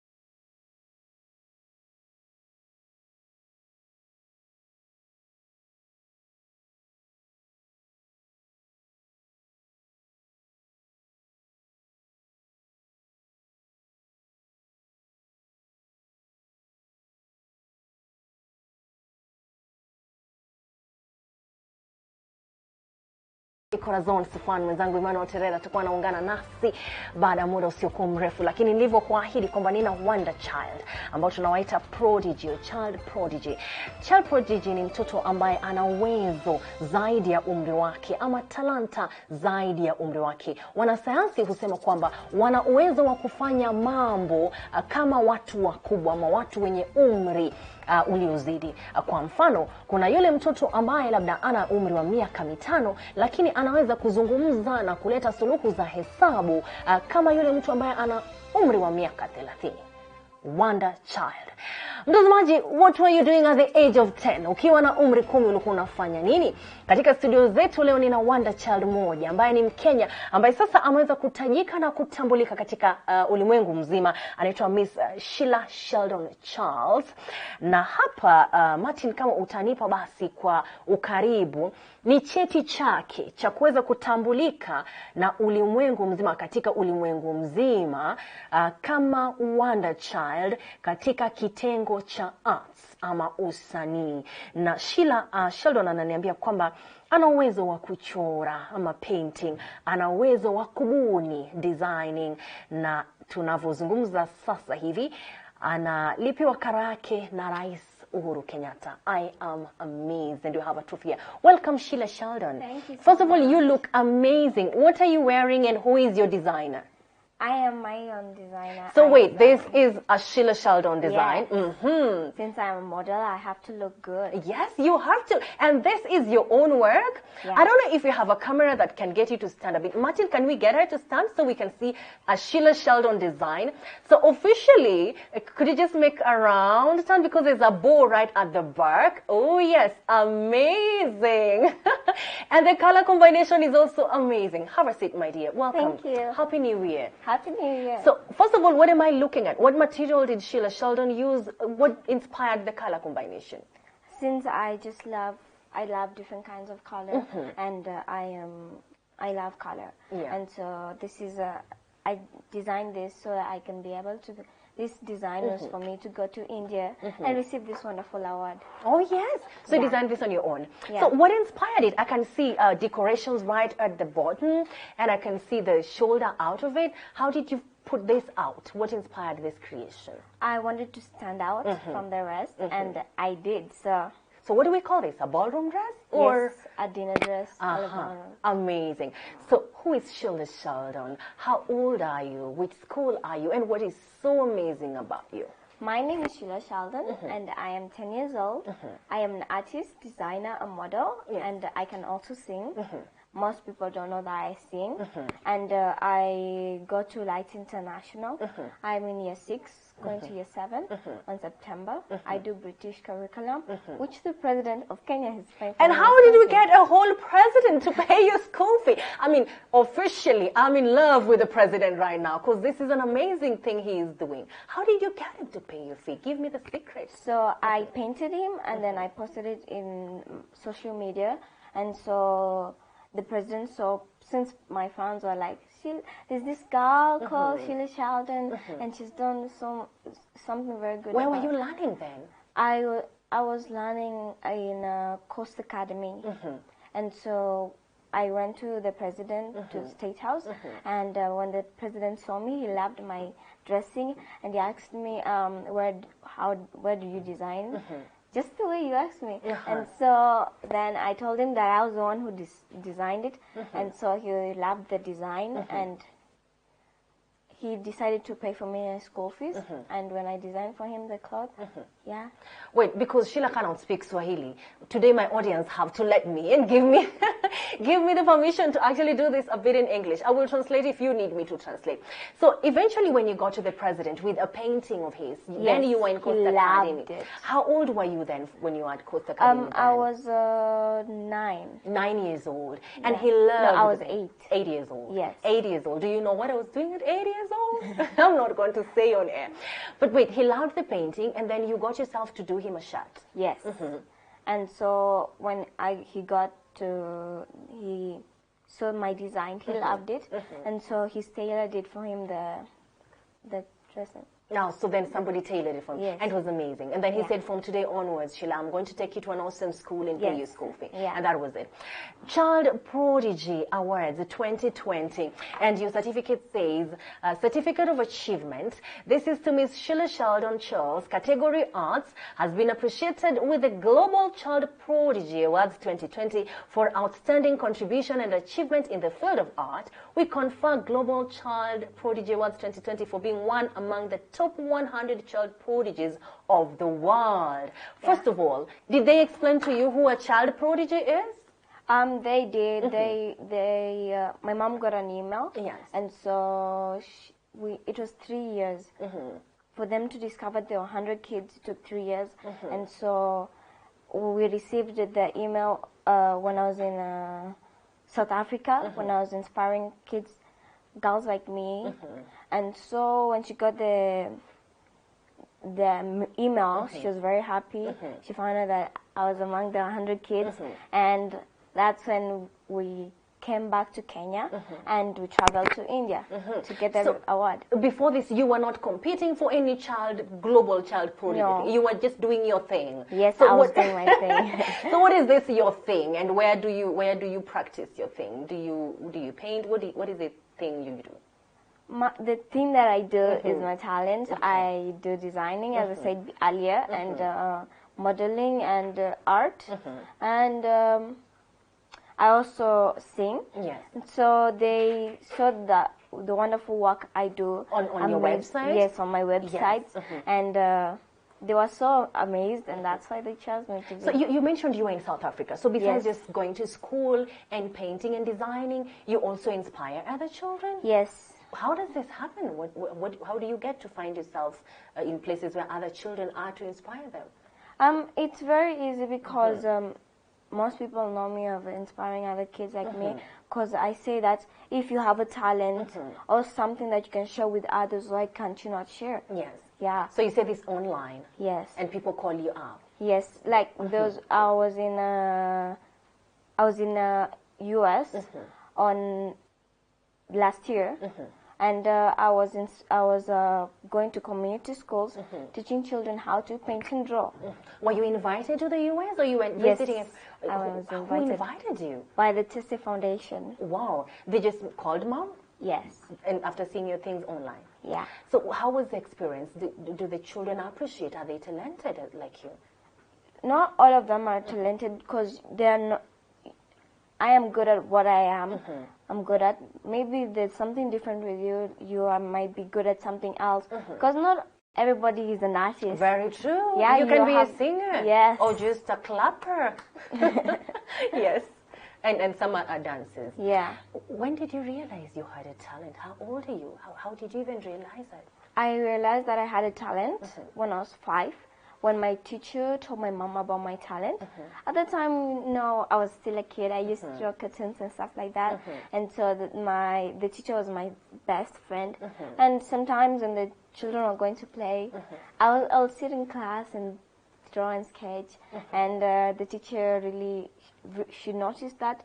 And when I was about to leave the school, she called my mom, and my mom came, and when she told my mom that I had a talent, she didn't believe, because every child draws. Yeah. That's what she said. And so when the teacher took her up and saw the work that I did, she did not believe it. It was amazing. Yes. What is her name, this teacher? Because I think she actually got you out, Yeah. What was her name? I don't really remember. No, you should find her. She actually got Yeah, people but to see we are that you're really talented. good friends. Yes. Very So, good friends. which was the first now official painting that you did, and you decided, now this I'm posting? How did you get yourself now posting online? I got myself posting online since I wanted people to know that I had a talent. Yeah. I had to have an Instagram, Twitter, Facebook, which my mom is managing. And so my first painting was I did a sketch on a paper. It was a boat on water. It was not that good, but still, yeah. Well, it was done by Sheila Sheldon. Yes. Must have been more than good. But But then, what is your day like? I mean, with being a global child prodigy, and you're at school, and you have all this work to do, what is your normal, ordinary day like? Do you get time to play with other children? Do you do other interesting stuff? I do many interesting stuff. I am into acting. I really want to act. And I think I still have more things to discover that I can do. And I also, when children are playing, for me, it's just like I am playing on the canvas, because the canvas is my playing area. So I don't think I miss much. Yeah, but I remember when I was a baby, and when I was amazing and awesome at something, I had friends who liked me, and I had friends who hated me, you know? Yeah. How is it with other children? I mean, how have they received you? Do they like you more? Do you play with them? Do you have best friends? I do have best friends. For me, everybody is my best friend. Yeah. Not everybody will like you, you know? And sometimes it's not very easy to convince somebody that you can do this, you can do that, because sometimes they think that you're just showing off a lot. And so I just got to handle it, because when I'm in school, I tell my friends and everybody in school that when I'm in school, I am Sheila Sheldon, just a student like you guys. But when I'm outside, that's when you can start saying, "Oh, Sheila, I love your things. Oh, Sheila, this." Like, let me be a pupil when I'm a pupil, you know, and let me be awesome and amazing outside. No, Sheila, I don't work like that. You probably are just Sheila everywhere. So, who is the one person in the world that inspires you the most, that you probably want to meet someday? So in art, my inspiration comes from Picasso and Miro, and in modeling, my inspiration comes from Tyra Banks and Naomi Campbell. I just love their work. Well, we might never meet Picasso, but why do you like Picasso's work so much? What is so amazing about it? I love his work because there's a story behind it. Oh, yes. Yeah. In every art, there's a story behind it. And I just love the way, I just love the art. So nice. Oh, yes. Tyra Banks is basically a living legend. Yes. What is it that amazes you about her? I love her walk and everything It about is graceful, right? Yes, I know, she's like a diva. She is a diva. Yes, with all the grace and all. Oh, okay. And you said you sing. Yeah. And act. Do you have legends in this area? I'm starting my song. I'll be producing my song very soon, and it will be out very soon. Yeah. Okay, this is just amazing. So we have Sheila Sheldon's paintings right here, and I'm being told to contact for purchase, but I'm so sure I don't want to purchase yet. But Martin, if you can just give me a close-up of some of the paintings that Sheila has. When you go to her page, it's Sheila Sheldon Arts. Her website here, SheilaSheldonArts.com. Yes, it's right there. When you enter there inside the URL, you'll see them. And this is some of her art. Sheila, I'm seeing a woman on African map. I'm seeing a woman's world. The African women are confident. I'm seeing flower woman. I'm seeing these two African women. And I'm also looking at an African woman with a curl. She's carrying what on her head. This looks like something close to what Africa really is for a woman. Yeah. How did you get to this? What is the story behind this? I know that women really suffer a lot because I've experienced it. My mom really suffered. Oh, yes? Yeah. Did she? Yeah. And so, a lot of work? No, it's something I can't say in public. All right, which is all right. Yeah. So African woman really carries a lot of burden. Yeah, she had 6 operations. That's very tough. So is this what inspires this? Yes. For I know that women suffer a lot to get food in the table, and for you to be where you are, women really suffer a lot. Oh yes. So that is what inspired this. Yeah. And I'm seeing animals, and I'd be thinking Lion King kind of play when I'm looking at this, because I'm looking at all these lions multicolored. I'm looking at 3 curves. What's the inspiration behind it? I love the colored lion. I love blending colors and playing around with colors. Yes. And the reason why I draw animals is because the poachers kill them for what they have, and they call them animals, but in the real sense, They're the animals because they're killing them. Oh, so those who were killing the animals are the animals? Yes. Because they are actually killing animals? Yeah. What does that mean? That sounds like a whole tongue twister. So the reason why I'm saying animals, because poachers call them animals. Animals like, you know, wild, bad creatures. Yes. But in the real sense, they are the bad creatures. Because they're the wild ones that are killing us. Makes a lot of sense. Then I'm seeing modeling here, under the modeling bit of it, and this looks like a young girl. Do I know her? Yes. Okay, who is she? This looks like a young, beautiful girl who is out to inspire other people with different looks. And that is the girl on the runway. I hope we can get this at an up-close, Martin. Yes, because this is really beautiful. Who is this young girl? That is Sheila Sheldon. This is Sheila Sheldon. Yes. And what is she wearing? She's wearing one of our designs, and it is introduction wear. Yeah. It's all right. Where was this? What was this event? It was a pageant. It was a beauty pageant. Yeah. And then I'm looking at this, and this is extremely beautiful. Thank you. Who is the designer here? That's Sheila Sheldon. This is still Sheila Sheldon. Yeah. Sheila Sheldon, what does mom support you a lot? Because it's very She expensive does. to do this. She does.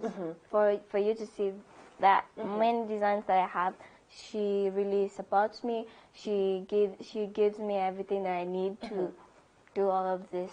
This is all mom. Yes. Like when you need a material, you say, Mom, I have this idea, I want to put it down. Yes. And she brings it to you. Yeah. That is just amazing. This is still Sheila Sheldon. This looks like Africa and bikini and beach at the same time. Yeah. Were you looking for an African beach wear? I was looking for a traditional wear. A traditional wear. Yeah. Is it deliberate that it looks like a beach wear? Or I'm just confused a little. Yes. I am, right? But now, okay, this is also really beautiful. Then this is still African. No, this is this was an official wear. Okay. And then this one is my painting. That's what I wear when I paint. All right. Yeah. But no, all right. Then I'm looking at this. What is this? What is this? That's a beach wear. This is now beach wear. Yes. And this has no African inspiration. Yeah. How do you come up with ideas that you put on paper or that you put on materials? I don't know. It just happens because I love when I see something and I really love it. Yes. I just take that idea and mix it with mine and put something. And it turns out to be amazing. Yes. You have traveled quite a lot, and Yeah. definitely it makes you have big ambitions and dreams. Yeah. What does the future look like for you in your head? What do you want to do with your life in the future after traveling and seeing the world as it is? I want to have. I have a foundation called Sheila Sheldon Arts for Social Change. It's a foundation which empowers women, widows, vulnerable children, and children in need. And I'm also planning to open an art academy, and I also have a group where it supports the new generation, the kids who don't have a platform, and they really have amazing talent. Wow, Yeah. that's amazing. And I'm sure there's a lot of support that's going to come into that because you're going to do this and travel globally. Yeah. And let's come down to school before we finish. It's some people say that wonder children, do you know they call you a wonder child? Yeah. Yes, that wonder children, that school becomes a bit, you're in a hurry to finish and it becomes quite complicated for you. Do you love your subjects? Do you love school? Yeah, I do love my subjects. I love science. Yeah.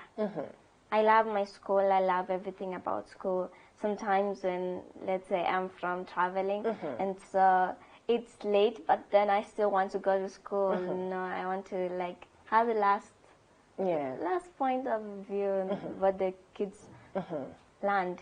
Yeah. So you're always in a hurry to go back to school and do. But now, how do you balance? Do you travel more during the summer holidays? Do you find yourself traveling during the school days? How do you balance school and everything else that you have to do? So when I'm at school, sometimes I ask for permission. I get the whole homework that they're gonna have. I learn and do everything when I'm outside. When I come back, I I fit in with the other kids when it's home time and it's time to go back home. And I do my homework. I shower and paint. After painting, I start practicing my modeling. When I eat, and then do you ever get stressed? Because they say people who have a lot to do get a lot of stress. Do you get stressed? I don't get stressed because it's something that I love. All right. Yeah. Now let's talk about Mama Little. Without her hearing, how does she deal with all this? Because you're a young girl and you're her baby girl and you have all this to do. How does Mom deal with all this? Don't you think it's too much for her sometimes? Is she proud of you? She's really proud of me, and I don't think it's too much because she really loves traveling around.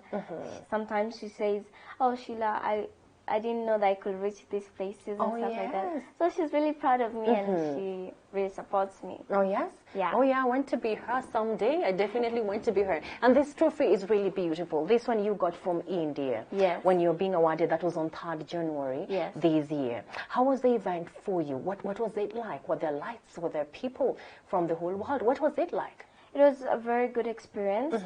I got to meet other talented kids like me who had talent, and I found out that there are many kids around the world that have talent like me, and they are being supported by their parents. What are some of the talents that were there besides yours being art? The authors, there were DJs. Children authors, children who write books? Yes, there were DJs.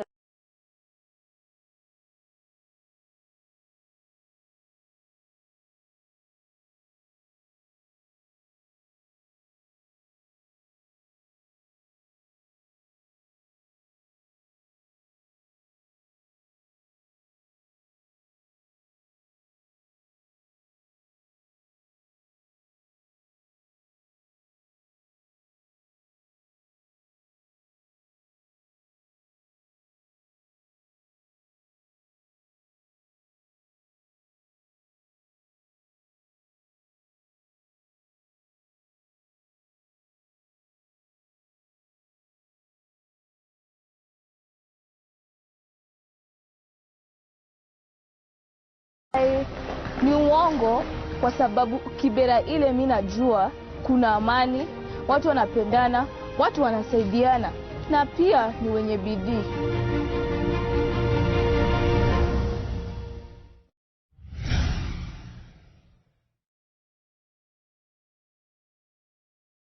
Hamjambo watoto, karibuni kwa kipindi chetu.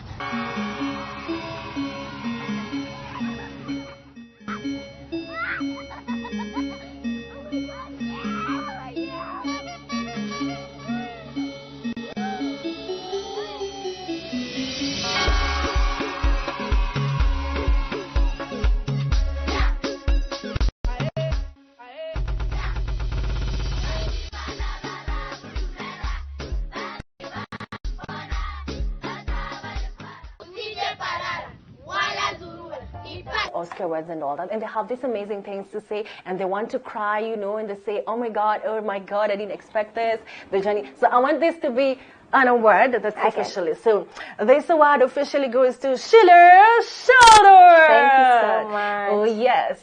And then the cameras, cha-cha-cha. Now give your award speech. I'd like to tell every child around the world that every child is a child prodigy. A few like me have been discovered, while many are still waiting to be discovered. I pray that you'll be discovered very soon. And to the parents, teachers, leaders, I'd like you to support your kids' talent, no matter which talent it is. For I know if you support a child, you support the whole world. Wow, amazing. Congratulations, Sheila. I'm proud of you. And I know it's going to be an amazing experience, all right? Okay. So, my dear viewer, if I can now change back to the language that we love the most, have a seat. Nashukrani sana kwa kubakia hapa katika runinga ya TV47. Huyu ni mwanafunzi wa si kidato wala grade ya 6. Naam, ambaye amejulikana mamtambulika kutoka ulimwengu mzima, katika ulimwengu mzima kama mwanafunzi mwenye ujuzi zaidi na talanta zaidi katika kitengo cha usanii, ambaye anaitwa Sheila Sheldon. Amesema kwamba analipiwa karo na Rais Uhuru Kenyatta kwa sababu aliweza kumchora na hata kumbunia shati. Kwamba ameweza kusafiri ulimwengu mzima kwa sababu aliweza kufanya haya mambo mazuri, akaweka kwenye mtandao na wale watu wakatazama, wakapata, mamake akatumiwa email, kisha akaweza kuorodeshwa kama moja. Baada ya miaka mitatu akaorodeshwa kama moja wa wanafunzi wa watoto 100 ulimwenguni ambao wana ujuzi zaidi ya umri wao. Tunaita kwa lugha ya Kizungu wonder child ama prodigy child. Mtazamaji, nambari ya SMS ni 22047 iko pale kwenye runinga yako. Iwapo unataka kumpongeza zaidi ama pia na ujuzi, upewe ushauri kama mtoto wako ni mtoto mwenye ujuzi, Sheila atamfikia vipi aweze kumpa ushauri zaidi? Hii ni TV47 Breakfast Show. Uko nami Alhamisi ya leo, Corazon Safwan. Emmanuel Terrell anarejea na burudani kabambe, usibanduke.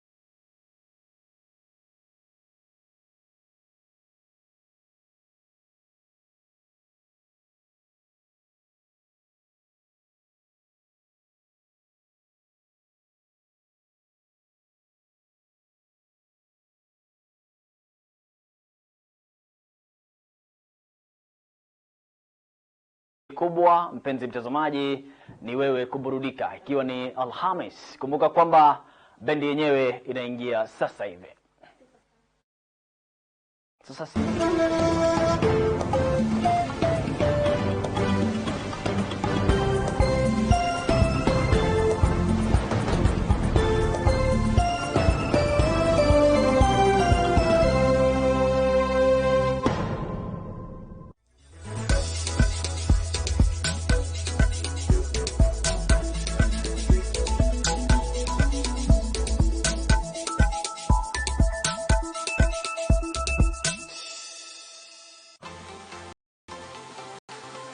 Kibera ndio kwetu. Takriban watu 700,000 waliona umahiri tofauti tofauti na wangetaka nieleze habari zao kwa ulimwengu mzima wanaishi humu. Ni wazee hawa kwa vijana, bila kuwasahau watoto wadogo ambao wananipa msukumo niwe mtangazaji nilie sasa. Ni kitendawili walichonipa, nami sina budi ila kukitegua kwa kukuletea habari za kusisimua na pia kukuelimisha.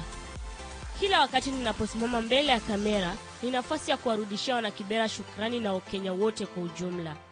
Ni njia nzuri pia kuhamasisha wanafunzi wenzangu kwa wana uwezo wa kuwa chochote kile wanachotaka. Jina langu ni Soshil Kaveri, mtangazaji TV47. Wewe upenda kufanya nini online? Do you like to get ahead in school, among works, na courses kibao za e-learning? Wewe ni mse wa kutesa mbaya na ma-selfie IG? Do you like to chapa your online hustle stress-free? Whatever you like, we want you to do more of what makes you happy.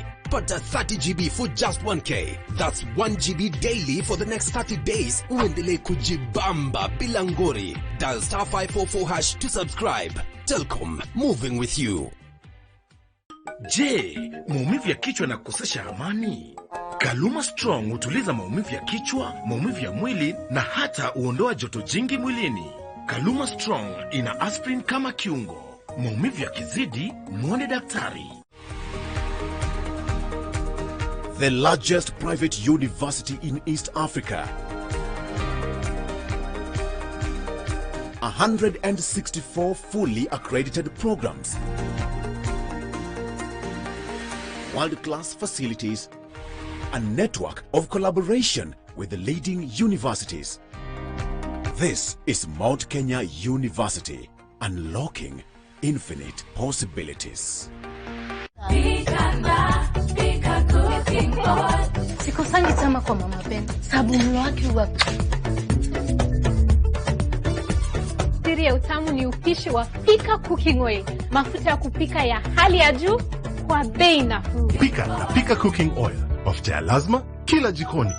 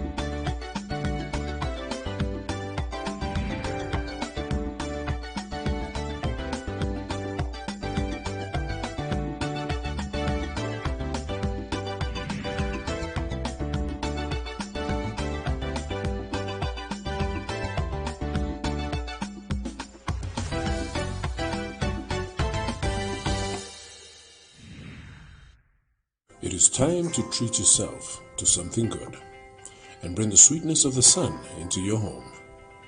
Golden, sweet, smooth and irresistible, we bring you the best that nature has to offer. Trusted for over 80 years, Peptang only chooses from the best.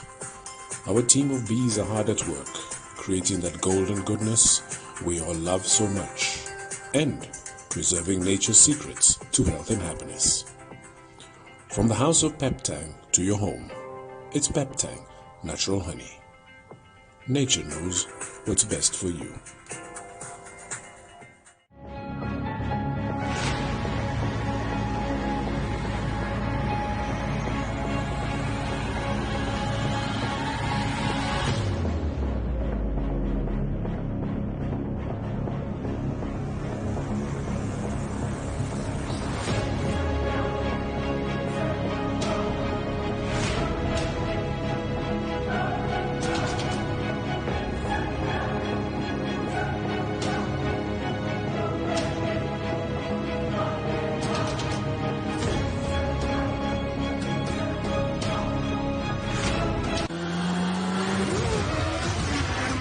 Specialist without equal, immune to any countermeasures. But it is an agency of chaos. The time has come to dissolve the IMF. Now, I want you to choose your next words very carefully. Where is Hunt? Last I heard he was tracking naturally, lakini sasa vile nimekuwa nikijitrain na nini, nimeweza kuongeza range yangu sasa. So kuna kitu kwa muziki inaitwa falsetto. Falsetto ni ile range ya yenye si yako ya kawaida kuimba. Iko pale juu unasikia watu wanaimba. Unasikia ni kama ina sound kama nduru lakini si nduru yenyewe. Sasa hiyo ndio inaitwa falsetto. So kwa sasa hivi nimebuild range yangu. So in case inakaa ni kama wakati kuna wezi kwetu unaweza kuita upige nduru, si mbaya. Kaka, hii band wewe mwenyewe umeingia huko ndani. Matarajio yako makubwa ukiingia hapa ni nini, ama ulikuwa unalenga nini haswa? Kwa malengo yangu haswa ilikuwa kuimba ni leo. Karibisha sana gramafoni yako kwa kuimba. Sisi tukija hapa kwa sababu ya tutafanya muziki yani kuimba, unaona. As in naturally si mwimbaji. Naona herini katika sikio, ni kwa sababu ya dhehebu unalokwenda ama ni madoido? Hii yani madoi. Oho, kuna siku moja kulikuwa na mwanasheria mkubwa wa serikali Willy Mutunga, wakati huo aliulizwa mbona herini katika masikio, akasema yeye kwa sababu ya dini. Mimi nikafikiria pia labda dhehebu lako na lake linakwenda sawa. Kaka, nywele za Kiarabu vile vile. Unatoka Kiarabuni? Azai, mimi ni Mkikuyu. Simple. I'm from Central, bro. Kuna Mkikuyu anazungumza Masai yote kwa ujumla, na nikaambiwa hiyo ni lugha ya hela. Naam, kweli toa pesa sisi. Hapa ndani wakati unaingia bendi unalenga pesa? Muziki kwangu si fedha, lakini naweza sema kuwa it's a way of expression. It's something it's a platform I use to talk, trying to educate, trying to tell people a story through my music. Pombe sigara ni wimbo ambao nimesikia mara mingi watu wakiba, lakini ni nani anaandika? Kwa sababu najua muda ndakupatia yako.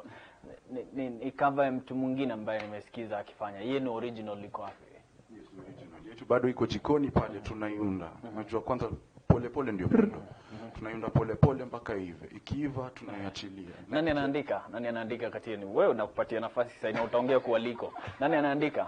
Katika uandishi tuandika sote, yani elewa kila mtu atoa maoni yake, tunajadiliana, tuona ni wapi sawa, tunafix, tunaandika sote. Okay. Sawa. Wakati ule bingwa nimemhoji, mtazamaji amekuwa hapa mara nyingine. Sasa wakati wa mahojiano ukasema kwamba bendi yako inakuja. Sasa naamini ni hii. Bendi yenyewe ama wewe unawinda hela katika kila bendi? Unaingia hapa kule kwa sababu ya talanta. Acha nikuelezee zaidi sasa. Bendi yangu sijaileta yote. Nikileta bendi hapa mtanipatia more space. Juu nitakuletea bass guitar, percussion, keyboard, full band. Huyo atufanyanga vocals. Tutafanya hivyo, naamini mwelekezo wangu. Nikuniambia tu, nikunipigia simu na naleta. Amekusikia anasema kwa masikio yangu. Sasa nafasi kwako, kwa sababu sitaki nizungumze sana. Fanya tekelezi, tunasema hivyo, practicals yenyewe ndio watu wafuate. Pongezi kila naye. Tutaimba ama yeye anafanya tu. Nimeingia, lakini najua kuna song fulani ukishaanza sentence zake tunasema mishororo, kwa sababu ni shairi. Itabidi kwamba uanze kwanza asikize ni gani alafu kisha baadaye. Pongezi. Asante. Sasa haya.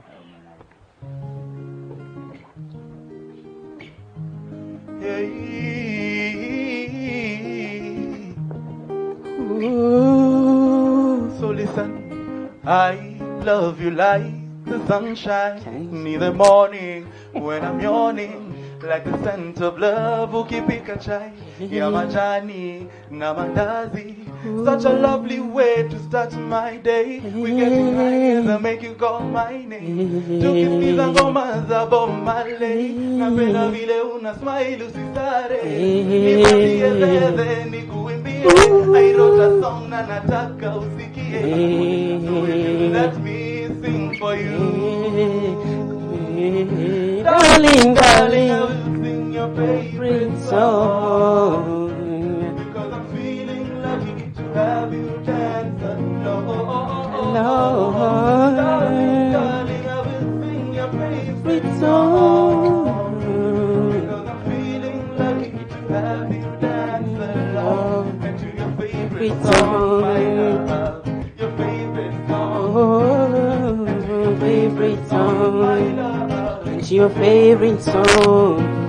And to your favorite song. Yeah, word on a beat. I ride with the streets, everybody know this. I came up with the streets, everybody know I'm beat. I'm rapping from sand, everybody got your shit, yeah. I be chasing on chairs, everybody free. I don't know about your life, cause you want your own. I don't know about this love that I got to see. Me plus you, baby, equals the magazine. Darling, I will sing your favorite song. I will sing.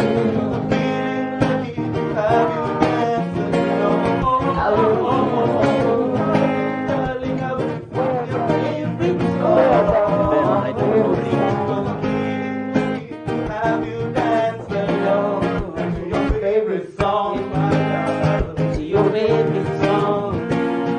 To your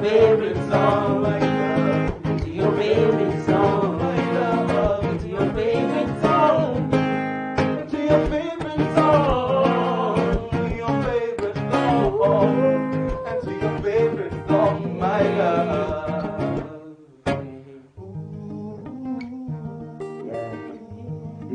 like a battlefield. Love in the enemy, frenemies, enemies. Everybody notice me. It's a freestyle. I don't even care for me. Ain't no caretaker for your heart. I don't know about your love, but you really us. I came in for the later, no guitar. Me and my crew, we just out here just getting tough. I do your favorite song. I do your favorite song. I do your favorite song. I do your favorite song. To your favorite song. Yeah, yeah. To your favorite song. Yeah, yeah.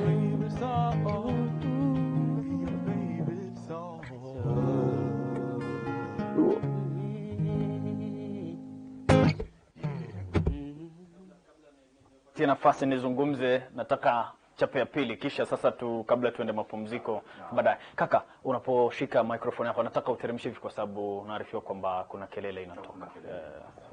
Usishike sana karibu na mdomo. Pongezi.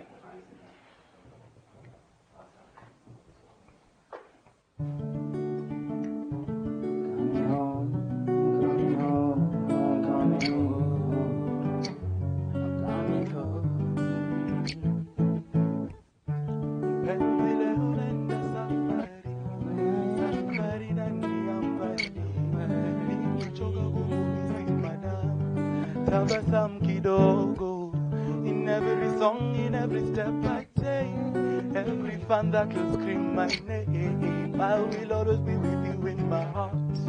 I will miss you forever. My days are long, baby nakupenda.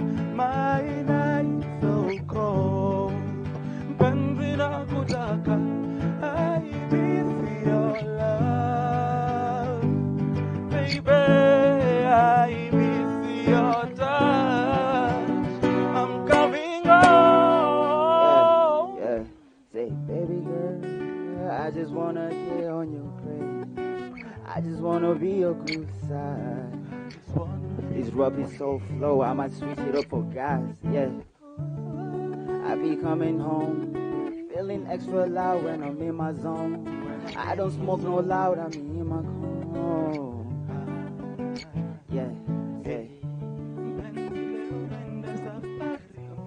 Safari nani ambali, nikitoka kukumising madam. Tabasam kidogo, in every song, in every step I take, every fan that scream my name. I will always be with you in my heart. I will miss you forever. My days are long, baby nakupenda. My nights so cold, mpenzi nakutaka. I miss your love, baby. I miss your touch. I'm coming home. Yeah, you know what I'm saying, like, that's so dope.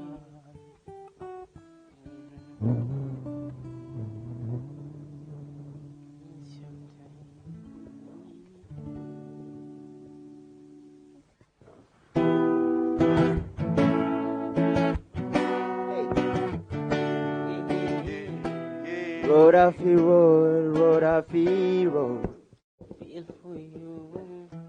Road after road, road after road, road after road. Road after road, road after road, road after road. Crabs in a thing, dance me no vibe. Club full of things, drunks me no vibe, falls full of vibe. Close to the vibe. Ain't no matter nobody, no not see me na the road, me not scatter everybody na the streets, me not streets. Me call myself a G, O-A-T, O-A-T. Vibes on a beat, yeah. I fly with a T, everybody get busy. Yeah, fly on a T, yeah. Everybody do, say, hey. Road after road, road after road, road after road. Road after road, road after road, road after clubs full of teen drinks now, man full of ice.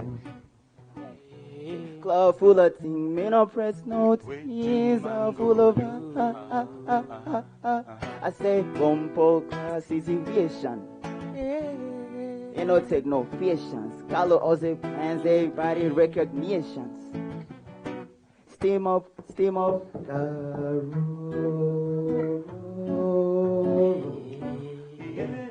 not till the vibes drinks, me not drinks, me not ting-a-ling, me not say, yeah. Road a fi road, road a fi road, road a fi road, road a fi road, road a fi road, road a fi road, road a fi road, road a fi road, dance me like, hey, drinks, cheers, dance, right, dance me like.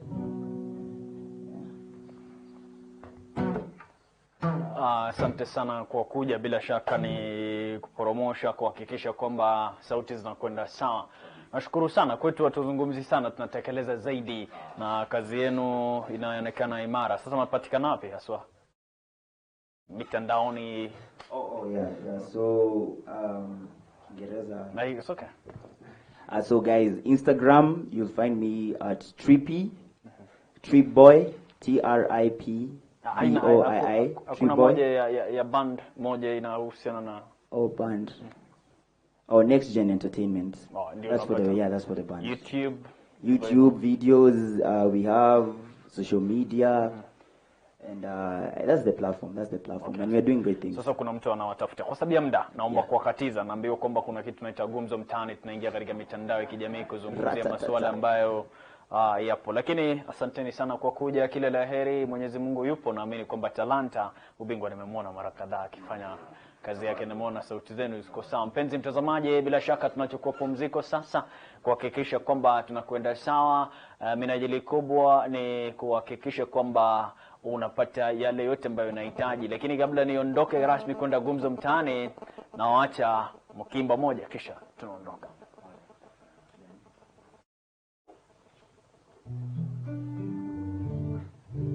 Sasa hii inatoka kwa movie. Sijui kama unajua A Star Is Born. Inatoka kwa movie inaitwa Shallow by Lady Gaga. Tell me something, girl. Are you happy in this modern world? Or do you need more? Is there something else you're searching for? I'm falling. In all the good times I find myself longing for change. And in the bad times I fear myself.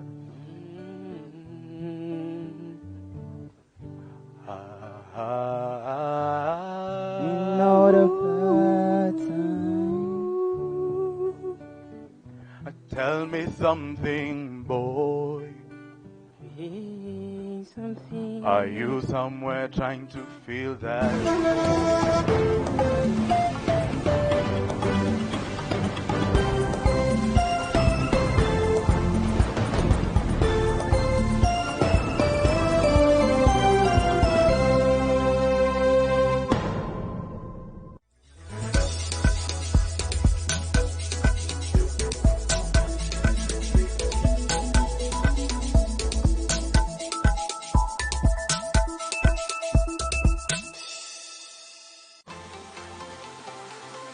Kibera ndio kwetu.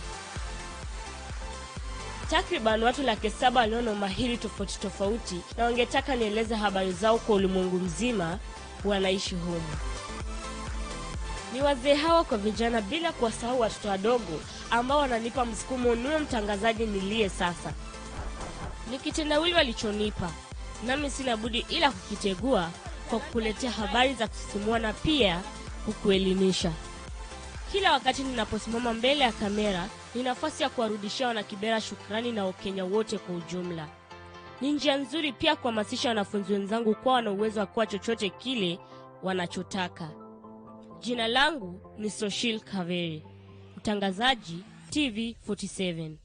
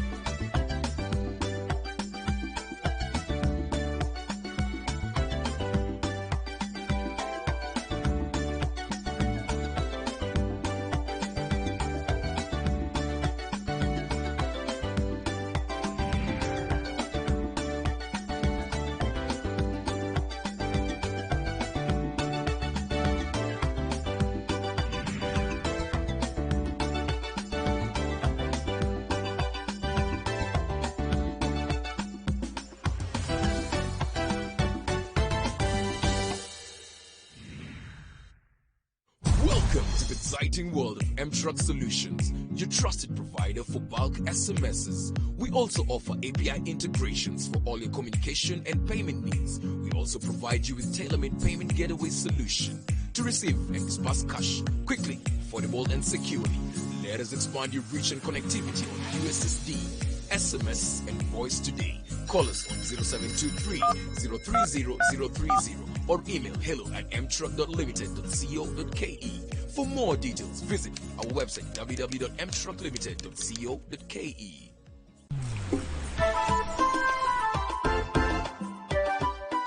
Kutoka maeneo mbalimbali nchini tunatamba, na pia ni kuone ukiogelea kidogo tu. Kuogelea? Tunasaka, tunazungumza. I have ridden to school using my father's bicycle.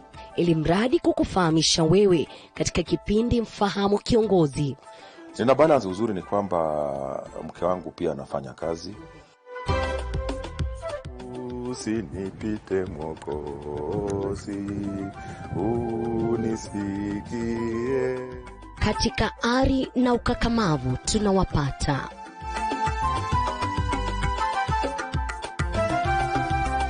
Tunaangazia viongozi waliokuwepo na waliopo kutoka kaunti zote 47 pasi kubagoa wala kuchagua.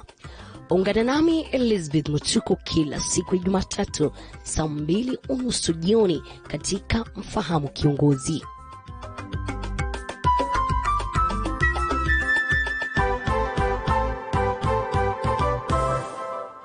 Nyumba yetu iko katika sehemu ya Lindi.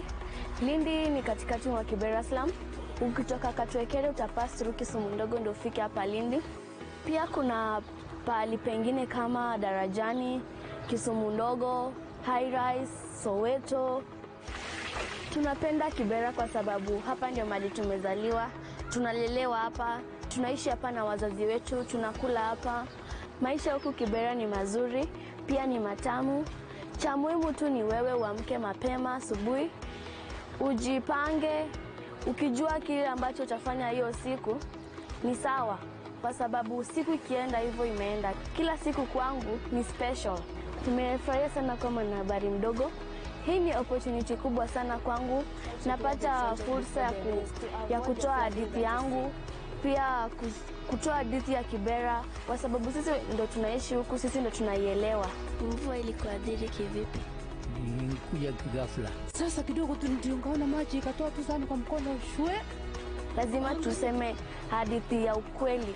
Jina langu ni Sylvia Dhiambo na hii ni TV47.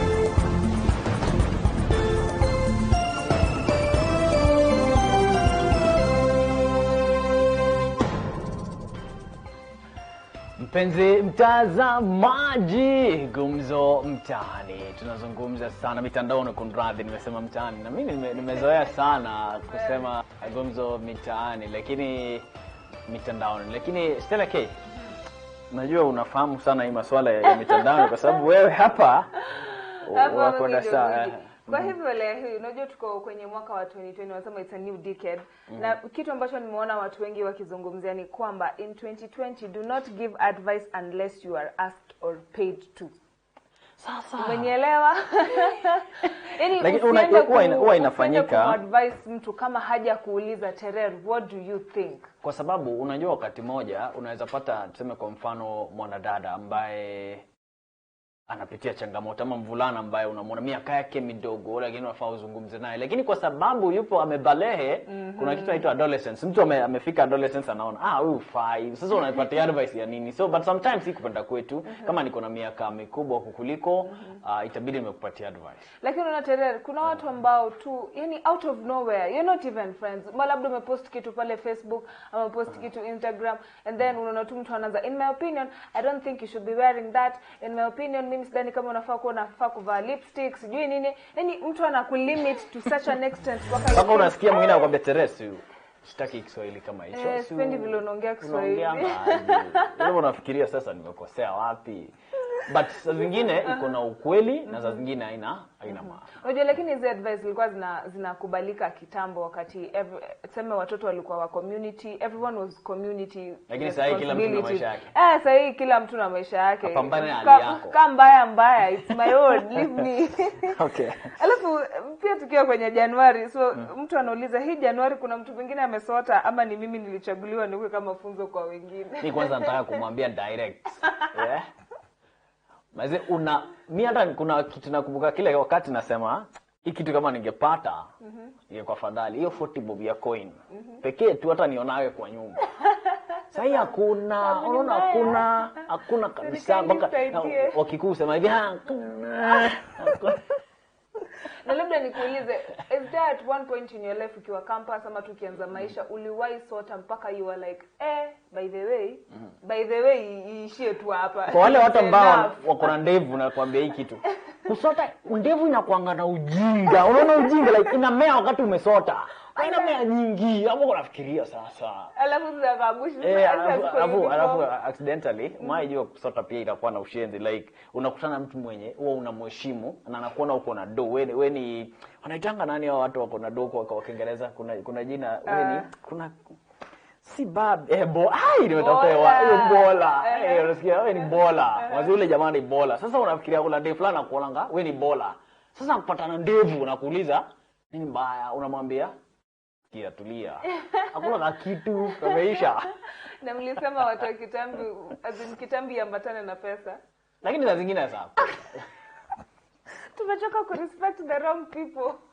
No, lakini honestly kitambi ambatane na pesa. No. Kuna wengine wanazaliwa na nia kutoka kwa ukoo. Aje sasa Terere. Kama Emmanuel Linonda na utambi.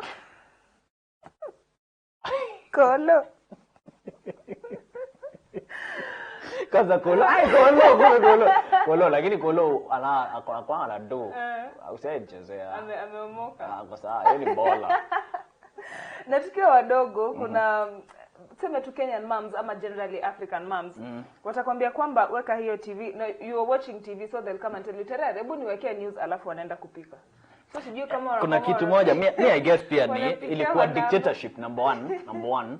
Then nataka kuuliza direct wewe mwenyewe, umaifungua tu TV ikupigie tu kelele lakini unafanya shughuli zako?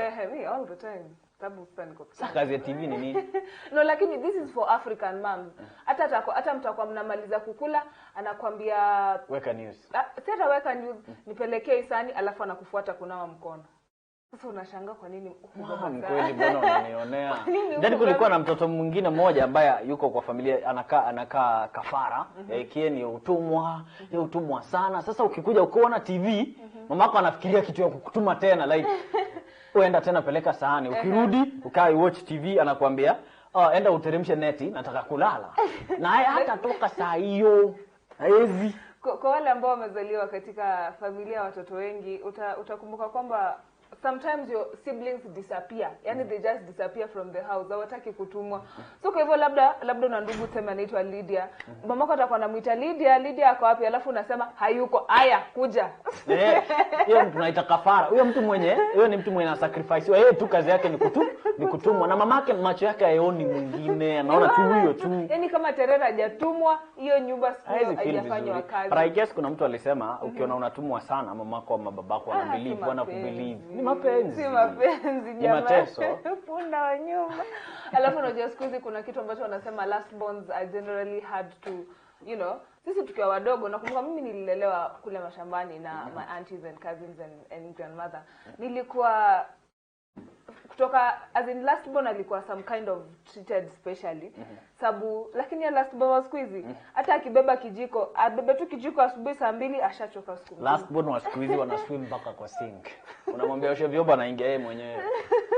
Hawezi. Wachana. Yaani ni mimi tu umeona kwa hii nyumba. Anaanza kujibu vibaya. It's very tough. Na pia tukimalizia kuna kitu ambacho kimekuwa kwenye Twitter, there's a hashtag that is trending inaitwa Kasarani.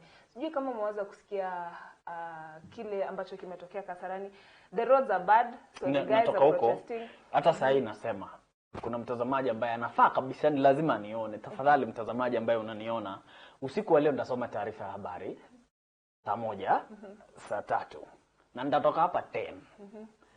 Sasa magari ya kwenda Kasarani hakuna. Kama wewe ni huyo mtazamaji nazungumza na wewe, inamaanisha nitahitaji gari ya kunipeleka mpaka nyumbani. Na kuna mtu alikuwa anasema sababu by last night there was kulikuwa in the midst of those riots kuna watu ambao wameanza kuibia wengine. Kwa hivyo na mtu akamake joke kwamba mimi sijui wa Kenya, I don't know how we classify heavy things and light things. Lakini wa Kenya mtu akasema ati kama unaishi Kasarani tafadhali na umevaa suti tolea tu hapo. Unajua kwa nini? Unajua na vest wadhani wewe ni mmoja wao. Ngoja nikwambie mbona. Unaona tukifika hapo TRM lazima ushuke. Hata kama uko na suti gani, afu pige vumbi kwanza ambaye inatokeanga hapo karibu na Roysambu, then ukate uingie police station, uifike Naivas, alafu kuna vumbi fulani inatokeanga tena katikati hapo kwenye kuna stalls ama vibanda vya kuuza vitu. So hiyo suti itakutana na kwanza na vumbi. Number 1. Number 2, wale watu ambao wanatembea kutoka hapo, hiyo place wao wamezoea, wako na trick fulani kwamba mavazi ya hiyo kitu ni kazi, unaenda job ya kutembea, hiyo ni job. Sasa usituvalie suti, tunataka kutembea. Utoe shati, utembee wajue wewe ni mmoja wao. But honestly the government I think should do something kwa sababu hata jana nilikuwa na polisi wanafurusha watu na live bullets. I don't think there was kuna moja aliaga dunia. Moja aliaga dunia. Those are just peaceful demonstrations. They're right, they have politicians supporting them, so sijui kwa nini barabara maeneo yale hayatengenezi.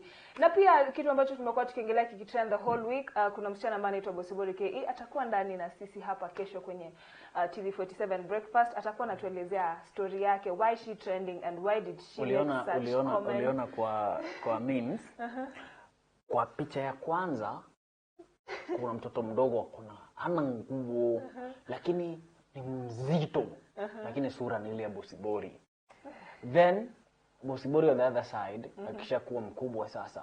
So ukijaribu kulinganisha unasema kwamba kwani Bosibori alikuwa hivi akakuwa hivi akashift sasa kuna life 3. Yule mdogo saa hii ya pili ya struggle na sasa akiwa na makeup. But it's very sad because she's been trending the whole week and each day is a different story. So sijui kwa nini we just want to hear from her own mouth, like what did she say? What did she not say? Why is this a big deal for Kenyans? Because Mimi kitambo by I used to see her memes. She was very hilarious. At times she would attack people and then I would be like, no.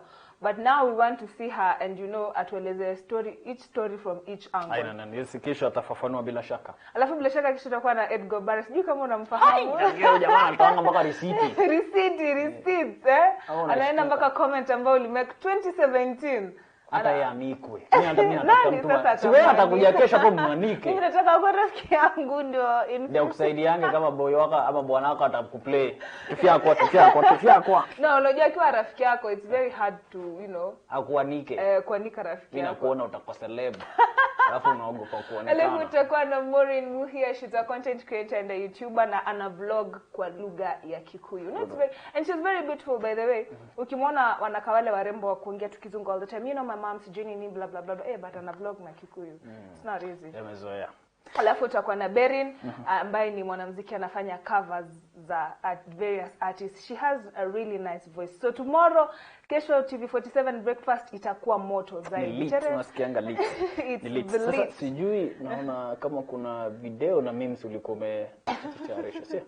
Lakini hizo tumeziweka kwa minajili ya kesho. Kesho it's a very big day. So hawezi cheza hata moja leo like. Wacha watu waone kesho. Unaona uko na tabia mbili wewe. Unaona sasa wewe pia ni Bosibori. Wewe unaturuka uko na sauti yako nzuri, then sasa unarudia. Haujawahi kuona mtu anagombana seriously on the phone? Ngoja kuna vitu mbili. Mimi sasa nikipiga call like nipigie mtu ambaye ni special kwangu, unasikia hello, utasikia hello, but then pia kuna sauti ya mamako kupigia, kuna sauti ya baba, but then kuna watu wawili hapa. Mimi na Mato naweza mpigia Mato simu nikimwambie wewe Fala uko wapi? Sikia Fala uko wapi? Mimi sijakuona kwa muda mrefu, wewe mjinga sana. Tunatukanana, but tukikutana hivi majamaa tuko marafiki sana. Lakini dem anaweza mwambia rafiki yake Angel where are you? Ngoja akate simu. Utasikia anasema huyu amenipigia kwa sababu anataka pancakes. Hata msichana sijana. Yaani simpendi tu, but sijui shida ni gani. I don't know why. Wanaume tuko fiti, wachana madem. Ndio kitu umesema kuhusu sauti nikakumbuka mamangu. My mom does this and I know she's watching, but anyway forgive me. My mom ni mtu ambaye anaweza kuwa anapiga kelele kwa nyumba, tunasemanga anakukelelesha kwa nyumba. And atakuwa anagombana as in for no apparent reason. Sijui kuna age fulani ikifika alafu unajua sisi mmoja wetu akifanya makosa mnaincludiwa nyi wote, inakuwa community responsibility. I guess babangu anasema kitu kimoja, mtu mkubwa akiketi anaona mbali kuliko kijana akisimama. Sasa mamako labda anaona nisiposema rekebisha haya makosa mara moja, labda pengine hao pia watarudia yale makosa. Acha nijumlishe tu. Mungu atakuwa anapiga nduru pale kwa nyumba, alafu mtu akipiga tu simu utasikia hello. Sasa unashanga na akikata tu hivi sijamaliza. What is the weirdest that you ever done mbele yake? My mom. Umeifanya nini mbele yake? I think the weirdest we ever did, and it was a big mistake, ni kupigiwa simu alafu unatoka. Anakuwa na wivu hivyo. Unajua hiyo ndio wivu, mwambie mama acha wivu. Punguza sasa kama kwako anaona wivu ukitoka nje na wewe. Sawa. Haya. Mwambie watazamaji. Mpenzi mtazamaji, watu kutoka Mweke. Wanasema Mweke. Mweke. Hawezi sema Mwiki, ni Mweke. Watu wa kwenda Mweke kutoka Kasarani kwenda Mwiki ama kutoka Mweke kutoka Kasarani, poleni sana, lakini tunaamini kwamba serikali itafanya iwezalo kuhakikisha kwamba barabara imefanywa ukarabati, angalau watu huko wakwende salama. Rafiki yangu mmoja nilisema hewani kwamba alifika kwake kufungulia hivi ni kama ametumbukizwa ndani ya tear gas. Kwa nini? Nyumba yake ilikuwa imejaa tear gas, kwa imerushwa. Sasa ndo kilio chake. Na unajua bingwa yuko katika Bwakameme. Bwakameme unajua nini? Ni cyber cafe. Sasa yeye anafanya kazi katika pole. Anafanya si hata kuna Kiingereza unaniangushianga mpaka na sasa. Okay. So pamoja. Yeye anafanya kazi katika Bwakameme cyber cafe, lakini akitoka yeye anapanda gari na huwa anatoka 10. Sasa siku hizi anafunga job 4 kwa sababu ya nini? Tear gas. Hiyo ndio shida. Saidieni. Nahurumia tu wale watu ambao wana watoto wadogo kwenye nyumba, sababu unajua at least wewe mkubwa unaelewa tear gas, unaweza osha uso, unaweza lia. Sasa yule mtoto ataelewa nini. Mimi tear gas by the way. Nikiwa kama mimi nilipupu. Lakini jamaa wangu, niseme kwa hewa. Ashakumsima tusi rafiki yangu. Hakuwa na maji yoyote. Nimesha imagine what he did. Alienda short call kando akasaidia akapata hiyo maji. Mimi nakumbuka tukiwa campus we were given, it was a strike, so 2015 asijui kama ilikuwa sijui kumbuki, but I was in second year, tulipewa 10 minutes to clear within the school compound. Sasa sijui siku ulikuwa unabeba ni, luckily enough my home is just like 20 kilometers away, so singebeba chochote, nilileta tu kila kitu sababu kuna nguo zingine nyumbani. For those people, unaona mtu anangangana na suitcase pale afike hadi kwa Meru, isn't it? Alafu kuna na heels. Na heels, lakini wasichana. Mpenzi mtazamaji, bila shaka imekuwa ni hali kweli kuungana nawe. Stella K ni mtoto njori mrefu, nywele zake za kipilipili, kumaanisha kwamba akikwenda kwa kinyozi kunyoa. Dada, kinyozi wako anaitwa nani by the way? Anaitwa Saimo. Ukiingia anatoanga watu. Ananipanga special. Celeb ameingia. Asante sana kwa kuchangia kutuma SMS, vile Facebook, Twitter. Tumeshukuru sana. Producer wetu siku hizi hata sisi tumeanza kumlisha, by the way she's really growing. Anakuja. Watch this space. Salamu. Paka kesho mpenzi mtazamaji, tukikutana tena kwenye TV47 Breakfast. Jina langu ni Stella K. Mimi ni Emmanuel Terrer.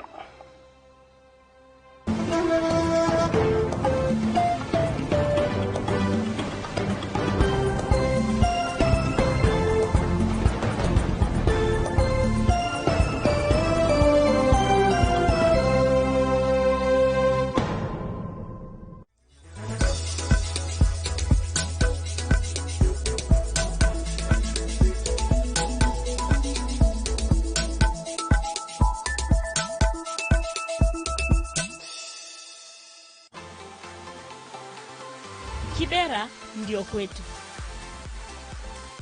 Takriban watu 700,000 walio na mahiri tofauti